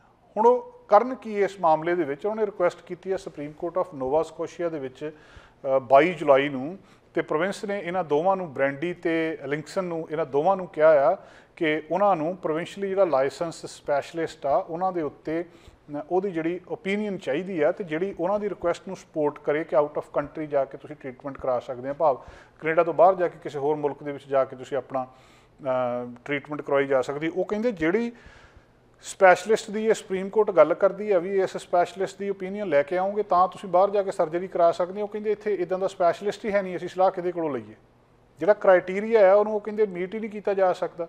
ਤੇ ਲਗਾਤਾਰ ਦਰਦ ਦੇ ਨਾਲ ਉਹ ਦੋਵੇਂ ਨੇ, ਕਈ ਤਰ੍ਹਾਂ ਦਾ ਉਹਨਾਂ ਦਾ ਇਲਾਜ ਇੱਥੇ ਵੀ ਚੱਲਦਾ ਹੈ 2019 ਤੋਂ ਲੈ ਕੇ ਹੁਣ ਤੱਕ, ਸਵੈਲਿੰਗ ਦਾ, ਬਾਕੀਆਂ ਚੀਜ਼ਾਂ ਦਾ, ਪਰ ਉਹ ਜਿਹੜੀਆਂ ਸਾਰੀਆਂ ਟੈਕਨੀਕਸ ਵਰਤਣ ਤੋਂ ਬਾਅਦ ਵੀ ਉਹ ਪੂਰੀ ਤਰ੍ਹਾਂ ਠੀਕ ਠਾਕ ਨਹੀਂ ਹੋ ਸਕਦੀਆਂ ਤੇ ਉਹਨਾਂ ਨੂੰ ਸਰਜਰੀ ਦੀ ਲੋੜ ਹੈ। ਜੇ ਸਰਜਰੀ ਉਹਨਾਂ ਦੀ ਨਾ ਹੋਈ ਤਾਂ ਉਹਨਾਂ ਦੀ ਹਾਲਤ ਜਿਹੜੀ ਹੈ ਇਹ ਤੋਂ ਹੋਰ ਜ਼ਿਆਦਾ ਖਰਾਬ ਹੋ ਜਾਣੀ ਹੈ।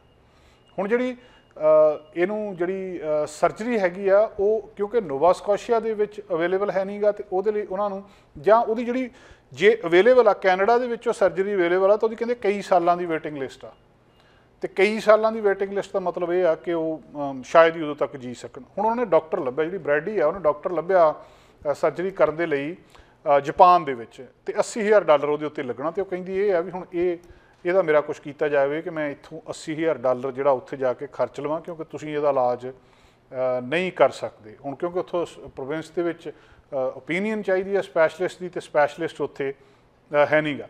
ਇਸੇ ਤਰ੍ਹਾਂ ਜਿਹੜੀ ਦੂਜੀ ਔਰਤ ਆ ਉਹਨੇ ਵੀ ਆਪਣੀ ਇਹਦੀ ਸਰਜਰੀ ਬਾਹਰੋਂ ਕਰਾਉਣ ਦੇ ਲਈ ਕਿ ਮੈਂ ਇਹਨੂੰ ਕਿਸੇ ਨਾ ਕਿਸੇ ਤਰ੍ਹਾਂ ਬਾਹਰੋਂ ਕਰਾ ਲਵਾਂ, ਉਹਨੇ ਜਰਮਨੀ ਦੇ ਵਿੱਚ ਇੱਕ ਹਸਪੀਟਲ ਲੱਭਿਆ, ਉੱਥੇ $12,000 ਖਰਚਾ ਆਉਣਾ ਆ, ਤੇ ਉਹ ਹੁਣ ਕਹਿ ਰਹੀ ਹੈ ਕਿ ਮੈਨੂੰ ਉੱਥੋਂ ਕਰਾਉਣ ਦੀ ਆਗਿਆ ਦਿੱਤੀ ਜਾਵੇ, ਕਿਉਂਕਿ ਜੇ ਤੁਹਾਡਾ ਹੈਲਥ ਸਿਸਟਮ ਇਹ ਸਾਰੇ ਕੁਝ ਨੂੰ ਕਵਰ ਕਰਦਾ ਆ ਜਿਹੜਾ ਉਹ ਪ੍ਰੋਵਿੰਸ ਦਾ, ਤੇ ਉਹ ਤੁਹਾਡੇ ਕੋਲੇ ਉਹਦਾ ਇਲਾਜ ਹੈ ਨਹੀਂ, ਬੰਦਾ ਬਿਮਾਰੀ ਦੇ ਨਾਲ ਲੜ ਰਿਹਾ ਆ, ਤੇ ਫਿਰ ਉਹ ਜੇ ਇਹ ਇਸ ਗੱਲ ਦੀ ਆਗਿਆ ਮੰਗੇ ਕਿ ਮੇਰਾ ਇਲਾਜ ਬਾਹਰੋਂ ਜਾ ਕੇ ਕਰਵਾਉਣ ਦੀ ਮੈਨੂੰ ਆਗਿਆ ਦਿੱਤੀ ਜਾਵੇ ਤੇ ਉਹ ਮੈਨੂੰ ਕੰਪਨਸੇਟ ਕੀਤਾ ਜਾਵੇ, ਤਾਂ ਫਿਰ ਕੁਦਰਤੀ ਤੌਰ ਦੇ ਉੱਤੇ ਸਵਾਲ ਜਿਹੜਾ ਇੱਕ ਪੈਦਾ ਹੁੰਦਾ। ਨਵੇਂ ਕੇਸ ਰੋਜ਼ ਸਾਹਮਣੇ ਆ ਰਹੇ ਆ, ਡਾਕਟਰਾਂ ਦੀ ਕਮੀ ਆ, ਸਪੈਸ਼ਲਿਸਟ ਦੀ ਕਮੀ ਆ, ਤੇ ਲੋਕ ਹੁਣ ਸੁਪਰੀਮ ਕੋਰਟ ਦੇ ਵਿੱਚ ਜਾ ਕੇ ਇਸ ਗੱਲ ਦੀ ਵੀ ਮੰਗ ਕਰਨ ਲੱਗ ਪਏ ਆ ਕਿ ਸਾਡਾ ਇਲਾਜ ਕਰਵਾਉਣ ਦੀ ਬਾਹਰੋਂ ਆਗਿਆ ਦਿੱਤੀ ਜਾਵੇ ਕਿ ਅਸੀਂ ਉੱਥੋਂ, ਤੁਸੀਂ ਸਾਨੂੰ ਖਰਚਾ ਦਿਓ ਤੇ ਅਸੀਂ ਉੱਥੋਂ ਜਾ ਕੇ ਆਪਣੀ ਸਰਜਰੀ ਕਰਵਾ ਸਕੀਏ। ਜਦੋਂ ਦਾ ਕੋਵਿਡ-19 ਹੋਇਆ ਉਹਦੇ ਤੋਂ ਬਾਅਦ ਕਈ ਜਿਹੜੇ ਉਹਦੇ ਅਸਰ ਪੈਂਡੈਮਿਕ ਦੇ ਸਾਹਮਣੇ ਆਉਂਦੇ ਆ, ਹਜੇ ਤੱਕ ਆ ਰਹੇ ਆ। ਮਤਲਬ ਜਿਹੜਾ ਡਾਟਾ ਸੀ ਉਹਨੂੰ ਸਾਰੇ ਨੂੰ ਖੰਗਾਲਿਆ ਜਾ ਰਿਹਾ, ਦੇਖਿਆ ਜਾ ਰਿਹਾ ਕਿ ਪਿਛਲੇ ਸਮੇਂ ਦੇ ਵਿੱਚ ਹੋਇਆ ਕੀ ਆ। ਇੱਕ ਬੜੀ ਅਜੀਬ ਜੀ ਗੱਲ ਸਾਹਮਣੇ ਆਈ ਆ ਕਿ ਜਦੋਂ ਇਹ ਪੈਂਡੈਮਿਕ ਹੋਈ ਸੀ ਤਾਂ ਪਿਛਲੇ ਸਮੇਂ ਦੇ ਵਿੱਚ ਸਾਈਕਲਿੰਗ ਦੇ ਨਾਲ ਹੋਣ ਵਾਲੀਆਂ ਇੰਜਰੀਜ਼ ਦੇ ਵਿੱਚ 25% ਵਾਧਾ ਹੋਇਆ ਇਸ ਪੈਂਡੈਮਿਕ ਦੇ ਵਿੱਚ, ਜਿਹੜਾ data Canadian institute for health information ਨੇ ਰਿਲੀਜ਼ ਕੀਤਾ ਹੈ। CIHI ਇੱਕ ਨਾਨ ਪ੍ਰੋਫਿਟ ਆਰਗੇਨਾਈਜੇਸ਼ਨ ਆ ਜਿਹੜੀ ਇਹ ਟਰੈਕ ਕਰਦੀ ਹੈ ਕਿ ਹਸਪਤਾਲਾਂ ਦੇ ਵਿੱਚ ਐਮਰਜੈਂਸੀ ਵਿਜ਼ਿਟ ਦੇ ਵਿੱਚ ਕੌਣ ਆਉਂਦਾ ਹੈ ਤੇ ਕਿੱਦਾਂ ਆਉਂਦਾ ਹੈ। ਉਹਨਾਂ ਨੇ ਦੱਸਿਆ ਕਿ ਅਪ੍ਰੈਲ 2020 ਤੋਂ ਲੈ ਕੇ 31 ਮਾਰਚ 2021 ਤੱਕ ਓਵਰਆਲ ਜਿਹੜੀਆਂ ਇੰਜਰੀਜ਼ ਹਸਪੀਟਲ ਦੇ ਵਿੱਚ ਆਈਆਂ ਉਹ ਡਰੋਪ ਹੋਈਆਂ ਕੈਨੇਡਾ ਦੇ ਵਿੱਚ, ਪਰ ਹਸਪੀਟਲਾਈਜੇਸ਼ਨ ਜਿਹੜੀ ਸਾਈਕਲਿੰਗ ਇੰਜਰੀਜ਼ ਦੇ ਨਾਲ ਆ ਉਹ ਵਧੀ ਆ। ਹੁਣ ਉਹ ਇੱਕ ਬੜਾ ਮਤਲਬ ਅਜੀਬ ਜੀ ਇਹ ਗੱਲਬਾਤ ਆ ਕਿ ਇਹ ਕਿਸ ਤਰੀਕੇ ਨਾਲ ਹੋਇਆ ਕਿ ਇਹਦੇ ਵਿੱਚ ਵਾਧਾ ਕਿਉਂ ਹੋ ਗਿਆ ਕਿ ਔਰ ਇਹ ਦੱਸਦੇ ਆ ਕਿ ਇਕੱਲਾ ਇੱਕ ਥਾਂ ਦੇ ਉੱਤੇ ਨਹੀਂ, ਪੂਰੇ ਕੈਨੇਡਾ ਦੇ ਵਿੱਚ ਸਾਰੀਆਂ ਜੂਰਿਸਡਿਕਸ਼ਨਸ ਦੇ ਵਿੱਚ ਹੀ ਸਾਈਕਲ ਤੋਂ ਡਿੱਗ ਕੇ ਸੱਟ ਲਵਾਉਣ ਵਾਲਿਆਂ ਦੀ ਗਿਣਤੀ ਦੇ ਵਿੱਚ ਵਾਧਾ ਹੋ ਗਿਆ, ਔਰ ਸਾਰੀ ਉਮਰ ਦੇ ਵਿੱਚ ਸਾਰੇ ਗਰੁੱਪਾਂ ਦੇ ਵਿੱਚ ਮਰਦ ਔਰਤ ਦੋਵਾਂ ਦੇ ਵਿੱਚ, ਦੋਵਾਂ ਜੈਂਡਰਸ ਦੇ ਵਿੱਚ ਹੀ ਇਹ ਸਾਰਾ ਕੁਝ ਦੇਖਣ ਨੂੰ ਮਿਲਿਆ। ਸਸਕਾਚਵਨ ਇੱਕ ਕਹਿੰਦੇ ਹੈਗਾ ਆ ਜਿੱਥੇ ਮਤਲਬ ਵਾਧਾ ਸਾਈਕਲ ਦੇ ਉੱਤੇ ਸੱਟ ਲੱਗਣ ਨਾਲ ਕੇਸਿਸ ਦੇ ਵਿੱਚ ਵਾਧਾ ਨਹੀਂ ਹੋਇਆ। ਐਗਜ਼ੈਕਟਲੀ ਤਾਂ ਨਹੀਂ ਉਹਨਾਂ ਨੇ ਕੈਪਚਰ ਕੀਤਾ ਵੀ ਹੋਇਆ ਕੀ ਆ, ਪਰ ਅੰਦਾਜ਼ਾ ਕੁਦਰਤੀ ਇਹ ਲਾਇਆ ਜਾ ਰਿਹਾ ਵੀ ਲੋਕ ਕਿਉਂਕਿ ਸਾਈਕਲਿੰਗ ਜ਼ਿਆਦਾ ਕਰਦੇ ਸੀ ਇੱਥੇ, ਜਿਨ੍ਹਾਂ ਨੇ ਪਹਿਲਾਂ ਨਹੀਂ ਕੀਤੀ ਸੀ ਉਹ ਵੀ ਕਰਨ ਲੱਗੇ ਸੀ, ਲੋਕਾਂ ਨੇ ਜਿਹੜੀ ਸੋਸ਼ਲ ਡਿਸਟੈਂਸਿੰਗ ਪ੍ਰੈਕਟਿਸ ਕਰਨੀ ਸ਼ੁਰੂ ਕਰ ਦਿੱਤੀ ਸੀ ਜਿਹੜੀ, ਔਰ ਇਹ ਵੀ ਆ ਕਿ ਜਿਹੜੇ ਬਾਈਸਾਈਕਲ ਸ਼ਾਪਸ ਸੀਗੀਆਂ ਉਹਨਾਂ ਦੇ ਵਿੱਚ ਸੇਲ ਵੀ ਵਧੀ ਸੀ ਕਿ ਟੈਂਪਰੇਰੀ ਬਾਈਕ ਲੇਨਸ ਵੀ ਕਈ ਸ਼ਹਿਰਾਂ ਨੇ ਪਾਸੇ ਖੋਲ੍ਹੀਆਂ ਸੀ, ਪਰ ਕਿਉਂਕਿ ਸਾਰੇ ਲੋਕਾਂ ਨੂੰ ਇਸ ਕਿਸਮ ਦਾ ਤਜਰਬਾ ਨਹੀਂ ਸੀ ਤੇ ਉਹ ਇਸ ਸੰਕਟ ਦੇ ਵਿੱਚ ਆ ਗਏ ਤੇ ਸਾਈਕਲ ਦੇ ਉੱਤੋਂ ਡਿੱਗ ਕੇ ਸੱਟਾਂ ਲੱਗਣ ਵਾਲਿਆਂ ਦੀ ਗਿਣਤੀ ਪੈਂਡੈਮਿਕ ਦੇ ਵਿੱਚ ਵਧੀ ਹੈ। ਮਤਲਬ ਹੁਣ ਪੈਂਡੈਮਿਕ ਜਦੋਂ ਕਿ ਲੰਘ ਚੁੱਕੀ ਆ, ਲਗਭਗ ਕਈ ਤਰ੍ਹਾਂ ਦੇ ਡਾਟੇ ਜਿਹੜੇ ਉਹ ਸਾਹਮਣੇ ਆਉਣਗੇ, ਜਿਹਦੇ ਵਿੱਚੋਂ ਅਲੱਗ-ਅਲੱਗ ਗੱਲਾਂ ਜਿਹੜੀਆਂ ਉਹ ਦੇਖਣ ਨੂੰ ਮਿਲ ਗਈਆਂ ਕਿ ਕਿਹੜੇ ਕੇਸ ਜ਼ਿਆਦਾ ਆਏ ਸੀ, ਕਿਹੜੇ ਕੇਸ ਘੱਟ ਆਏ ਸੀ, ਔਰ ਉਹਦਾ ਹੁਣ ਅੱਗੇ ਕੀ ਅਸਰ ਹੁੰਦਾ, ਅੱਗੇ ਕਿਹੜੇ ਟ੍ਰੈਂਡ ਨੇ ਸੁਸਾਇਟੀ ਨੂੰ ਸਮਝਣ ਦੇ ਵਿੱਚ, ਹਸਪੀਟਲ ਦੇ ਵਿੱਚ, ਐਮਰਜੈਂਸੀ ਦੇ ਵਿੱਚ, ਬਾਕੀ ਚੀਜ਼ਾਂ ਨੂੰ ਸਮਝਣ ਦੇ ਵਿੱਚ ਇਹ ਚੀਜ਼ਾਂ ਕਾਫੀ ਜਿਹੜੀਆਂ ਸਹਾਈ ਹੁੰਦੀਆਂ ਨੇ। ਅਤੇ ਇਹਦੇ ਨਾਲ ਕਾਫੀ ਹੈਲਪ ਜਿਹੜੀ ਆ ਜਿੱਥੇ ਸਿਹਤ ਮਹਿਕਮੇ ਨੂੰ ਮਿਲਦੀ ਆ, ਲੋਕਾਂ ਨੂੰ ਕਿੱਦਾਂ ਗਾਈਡ ਕਰਨਾ, ਕੀ ਚਾਹੀਦਾ, ਉਸ ਮਾਮਲੇ ਦੇ ਵਿੱਚ ਵੀ ਕਾਫੀ ਸੇਧ ਲੋਕਾਂ ਨੂੰ ਮਿਲਦੀ ਆ। ਵਾਤਾਵਰਨ ਪ੍ਰਦੂਸ਼ਣ ਹਮੇਸ਼ਾ ਹੀ ਚਰਚਾ ਦਾ ਵਿਸ਼ਾ ਰਹਿੰਦਾ। ਹੁਣ ਲੋਕ ਇਹ ਸੋਚਣਾ ਸ਼ੁਰੂ ਕਰ ਦਿੱਤਾ ਕਿ ਵਾਤਾਵਰਨ ਪ੍ਰਦੂਸ਼ਣ, ਜਦੋਂ ਇਹ ਕਹਿੰਦੇ ਕਿ ਲੋਕਾਂ ਨੂੰ ਪ੍ਰਦੂਸ਼ਣ ਨਹੀਂ ਕਰਨਾ ਚਾਹੀਦਾ, ਕਾਰਾਂ ਨਹੀਂ ਚਲਾਉਣੀਆਂ ਚਾਹੀਦੀਆਂ, ਘੱਟ ਚਲਾਉਣੀਆਂ ਚਾਹੀਦੀਆਂ, ਇਲੈਕਟ੍ਰਿਕ ਵਹੀਕਲ ਚਲਾਉਣੇ ਚਾਹੀਦੇ ਆ, ਜਾਂ ਹੋਰ ਜਿਹੜਾ ਪ੍ਰਦੂਸ਼ਣ ਆ, ਇੱਥੇ ਪਲਾਸਟਿਕ ਬੈਨ ਹੋ ਜਾਂਦੀ, ਕਿਤੇ ਕੁਛ ਬੈਨ ਹੋ ਜਾਂਦਾ, ਵੀ ਅਸਲ ਦੇ ਵਿੱਚ ਦੇਖਿਆ ਜਾਵੇ ਕਿ ਕੌਣ ਪ੍ਰਦੂਸ਼ਣ ਦੇ ਲਈ ਜ਼ਿੰਮੇਵਾਰ ਕੌਣ ਆ। ਇੱਕ ਅੰਕੜੇ ਸਾਹਮਣੇ ਆਏ, ਉਹ ਅੰਕੜੇ ਇਹ ਦੱਸਦੇ ਆ ਕਿ ਜਿਹੜੇ ਵੱਡੇ ਲੋਕ ਨੇ ਨਾ, ਜਿਹੜੇ ਸੈਲੀਬ੍ਰਿਟੀਜ਼ ਨੇ, ਚਾਹੇ ਗਾਉਣ ਵਾਲੇ ਆ ਜਾਂ ਦੂਜੇ ਆ, ਜਿਨ੍ਹਾਂ ਦੇ ਆਪਣੇ ਪ੍ਰਾਈਵੇਟ ਜਹਾਜ਼ ਆ, ਉਹ ਸਭ ਤੋਂ ਵੱਧ ਇਸ ਮਾਮਲੇ ਦੇ ਵਿੱਚ ਜਿਹੜੀ ਕਾਰਬਨ ਐਮਿਸ਼ਨ ਆ ਉਹ ਕਾਫੀ ਜ਼ਿਆਦਾ ਇਹ ਜਿਹੜਾ ਜ਼ਿੰਮੇਵਾਰ ਨੇ ਇਸ ਮਾਮਲੇ ਦੇ ਲਈ। ਐਨਾਲਿਸਿਸ ਕੀਤਾ ਉਹਨਾਂ ਨੇ ਫਲਾਈਟ ਡਾਟੇ ਦਾ, ਜਿਹੜਾ ਪਬਲਿਸ਼ ਕੀਤਾ ਲੰਘੇ ਸ਼ੁੱਕਰਵਾਰ, UK ਬੇਸਡ ਇੱਕ ਮਾਰਕੀਟਿੰਗ ਏਜੰਸੀ ਆ, ਯਾਰਡ ਉਹਦਾ ਨਾਂ ਆ। ਉਹਨੇ ਦੱਸਿਆ ਵੀ ਕਿਹੜੇ ਬੰਦੇ ਕੋਲ ਜਿਹੜੇ ਮਤਲਬ ਵੱਡੀਆਂ ਸੈਲੀਬ੍ਰਿਟੀਜ਼ ਨੇ, ਜਿਵੇਂ ਡਰੇਕ ਆ ਇੱਥੇ ਆਪਣੇ, ਤੇ ਹੋਰ ਹੈਗੇ ਆ, ਉਹਨਾਂ ਦਾ ਕ੍ਰਿਟਿਸਿਜ਼ਮ ਵੀ ਹੋਇਆ ਇਸ ਮਾਮਲੇ ਦੇ ਵਿੱਚ ਵੀ। ਉਹ 17 ਮਿੰਟ ਦੀ ਫਲਾਈਟ ਵੀ ਲੈਂਦੇ ਆ, 14 ਮਿੰਟ ਦੀ ਫਲਾਈਟ ਵੀ ਲੈਂਦੇ ਆ। ਜਿਹੜਾ ਉਹਨਾਂ ਦੇ ਟਵਿੱਟਰ ਅਕਾਊਂਟਸ ਉਹਨਾਂ ਨੇ ਦੇਖੇ ਕਿ ਕਦੋਂ ਕਿੱਥੇ ਜਾਂਦੇ ਆ, ਉਹਨੂੰ ਟਰੈਕ ਕੀਤਾ ਇਹਨਾਂ ਸੈਲੀਬ੍ਰਿਟੀਜ਼ ਦੀ ਜੈਟ ਮੂਵਮੈਂਟ ਨੂੰ, ਜਹਾਜ਼ਾਂ ਦੀ ਜਿਹੜੀ ਇਹ ਮੂਵ ਕਰਦੇ ਆ ਇੱਕ ਥਾਂ ਤੋਂ, ਅੱਜ ਇੱਥੇ ਆ, ਕੱਲ੍ਹ ਦੂਜੇ ਸ਼ਹਿਰ ਚੱਕ ਕੇ ਕਿੱਥੇ ਆ। ਉਹਦੇ ਤੋਂ ਬਾਅਦ ਉਹਨਾਂ ਨੇ ਕੈਲਕੂਲੇਟ ਕੀਤਾ ਕਿ ਇਹ ਪ੍ਰਦੂਸ਼ਣ ਕਿੰਨਾ ਕੁ ਫੈਲਾਉਂਦੇ ਆ। ਬੇਸਿਕਲੀ CO2 ਐਮਿਸ਼ਨ, ਜਿਹੜੀ ਕਾਰਬਨ ਡਾਈਆਕਸਾਈਡ ਦੀ ਐਮਿਸ਼ਨ ਆ, ਉਹ ਮੈਟਰ ਕਰਦੀ ਹੈ ਕਿ ਵਾਤਾਵਰਨ ਦੇ ਵਿੱਚ ਕਿੰਨਾ ਪ੍ਰਦੂਸ਼ਣ ਹੋ ਰਿਹਾ। ਇੱਕ ਸਧਾਰਨ ਬੰਦੇ ਨਾਲੋਂ ਕਹਿੰਦੇ 480 ਗੁਣਾ ਜ਼ਿਆਦਾ ਸਾਲਾਨਾ ਐਮਿਸ਼ਨ ਇੱਕ ਬੰਦਾ ਕਰਦਾ, 480 ਗੁਣਾ ਜ਼ਿਆਦਾ। ਸੋ ਅੰਦਾਜ਼ਾ ਲਾਇਆ ਜਾ ਸਕਦਾ ਕਿ ਇਹ ਕਿੰਨੀ ਜ਼ਿਆਦਾ ਜਿਹੜੀ ਹੈਗੀ ਆ, ਜਿਹੜਾ ਪੋਲਿਊਸ਼ਨ ਆ ਇਹਨਾਂ ਜਹਾਜ਼ਾਂ ਦੇ ਨਾਲ, ਜਾਂ ਕਾਰਬਨ ਐਮਿਸ਼ਨ ਆ, ਉਹ ਇਹਨਾਂ ਤੋਂ ਹੋ ਸਕਦੀ ਆ। ਇਸ ਮਾਮਲੇ ਦੇ ਉੱਤੇ ਹੁਣ ਪ੍ਰਧਾਨ ਮੰਤਰੀ ਜਸਟਿਨ ਟਰੂਡੋ ਦੇ ਉੱਤੇ ਵੀ ਸਵਾਲ ਉੱਠੇ ਸੀ ਪਿਛਲੇ ਸਮੇਂ ਦੇ ਵਿੱਚ ਕਿ ਕਿੰਨੀ ਵਾਰੀ ਜਿਹੜਾ ਇਹਨੂੰ ਯੂਜ਼ ਕਰਦੇ ਆ ਜਹਾਜ਼ ਨੂੰ, ਅਤੇ ਕੀ ਉਹਦੀ ਕਿੱਥੇ ਲੋੜ ਹੁੰਦੀ ਆ ਕਿ ਨਹੀਂ ਹੁੰਦੀ। ਵੱਡੀਆਂ ਸੈਲੀਬ੍ਰਿਟੀਜ਼ ਜਿਹੜੀਆਂ ਹੈਗੀਆਂ ਸਾਲ ਦੇ ਵਿੱਚ, ਉਹਨਾਂ ਨੂੰ ਕੱਢ ਕੇ ਉਹਨਾਂ ਨੇ ਅੰਕੜੇ ਦੱਸੇ ਆ ਕਿ ਫਲਾਣਾ ਬੰਦਾ ਜਿਹੜਾ ਸੀ, ਉਹਨੇ ਇੰਨੀਆਂ ਫਲਾਈਟਸ ਲਈਆਂ ਇੰਨੇ ਸਮੇਂ ਦੇ ਵਿੱਚ, ਅਤੇ ਇਹਦੇ ਨਾਲ ਜੇ ਇਹ ਨਾ ਜਾਂਦਾ, ਹੁਣ ਰੋਕਿਆ ਵੀ ਨਹੀਂ ਜਾ ਸਕਦਾ, ਪਰ ਉਹ ਕਹਿੰਦੇ ਵੀ ਜੇ ਇਹ ਪਤਾ ਹੋਣਾ ਬਹੁਤ ਜ਼ਰੂਰੀ ਆ ਕਿ ਜਿਹੜਾ ਇਹਦੇ ਨਾਲ ਪੋਲਿਊਸ਼ਨ ਇੱਕ ਸਧਾਰਨ ਵਿਅਕਤੀ ਨਾਲੋਂ ਕਿੰਨੇ ਗੁਣਾ ਜ਼ਿਆਦਾ ਇਹ ਪੋਲਿਊਸ਼ਨ ਕਰ ਰਿਹਾ। ਇਹ ਅੰਕੜਾ ਬਹੁਤ ਹੈਰਾਨੀ ਵਾਲਾ ਆ, ਅਤੇ ਲੋਕ ਇਹਦੇ ਉੱਤੇ ਚਰਚਾ ਵੀ ਕਰ ਰਹੇ ਨੇ। ਦੋਸਤੋ, ਅੱਜ ਦਾ ਪ੍ਰੋਗਰਾਮ ਇੱਥੇ ਸਮਾਪਤ ਕਰਦੇ ਹਾਂ। ਕੱਲ੍ਹ ਫਿਰ ਹਾਜ਼ਰ ਹੋਵਾਂਗੇ ਕੁਛ ਨਵੀਆਂ ਖਬਰਾਂ ਨਾਲ। ਸਾਡਾ ਹਰ ਇੱਕ ਪ੍ਰੋਗਰਾਮ ਦੇਖਣ ਤੇ ਸਾਡੇ ਨਾਲ ਜੁੜਨ ਲਈ ਸਬਸਕ੍ਰਾਈਬ ਕਰੋ ਚੈਨਲ ਪੰਜਾਬੀ, ਤੇ ਨੋਟੀਫਿਕੇਸ਼ਨ ਲਈ ਬੈਲ ਆਈਕਨ ਵਾਲੇ ਬਟਨ ਤੇ ਕਲਿੱਕ ਕਰੋ।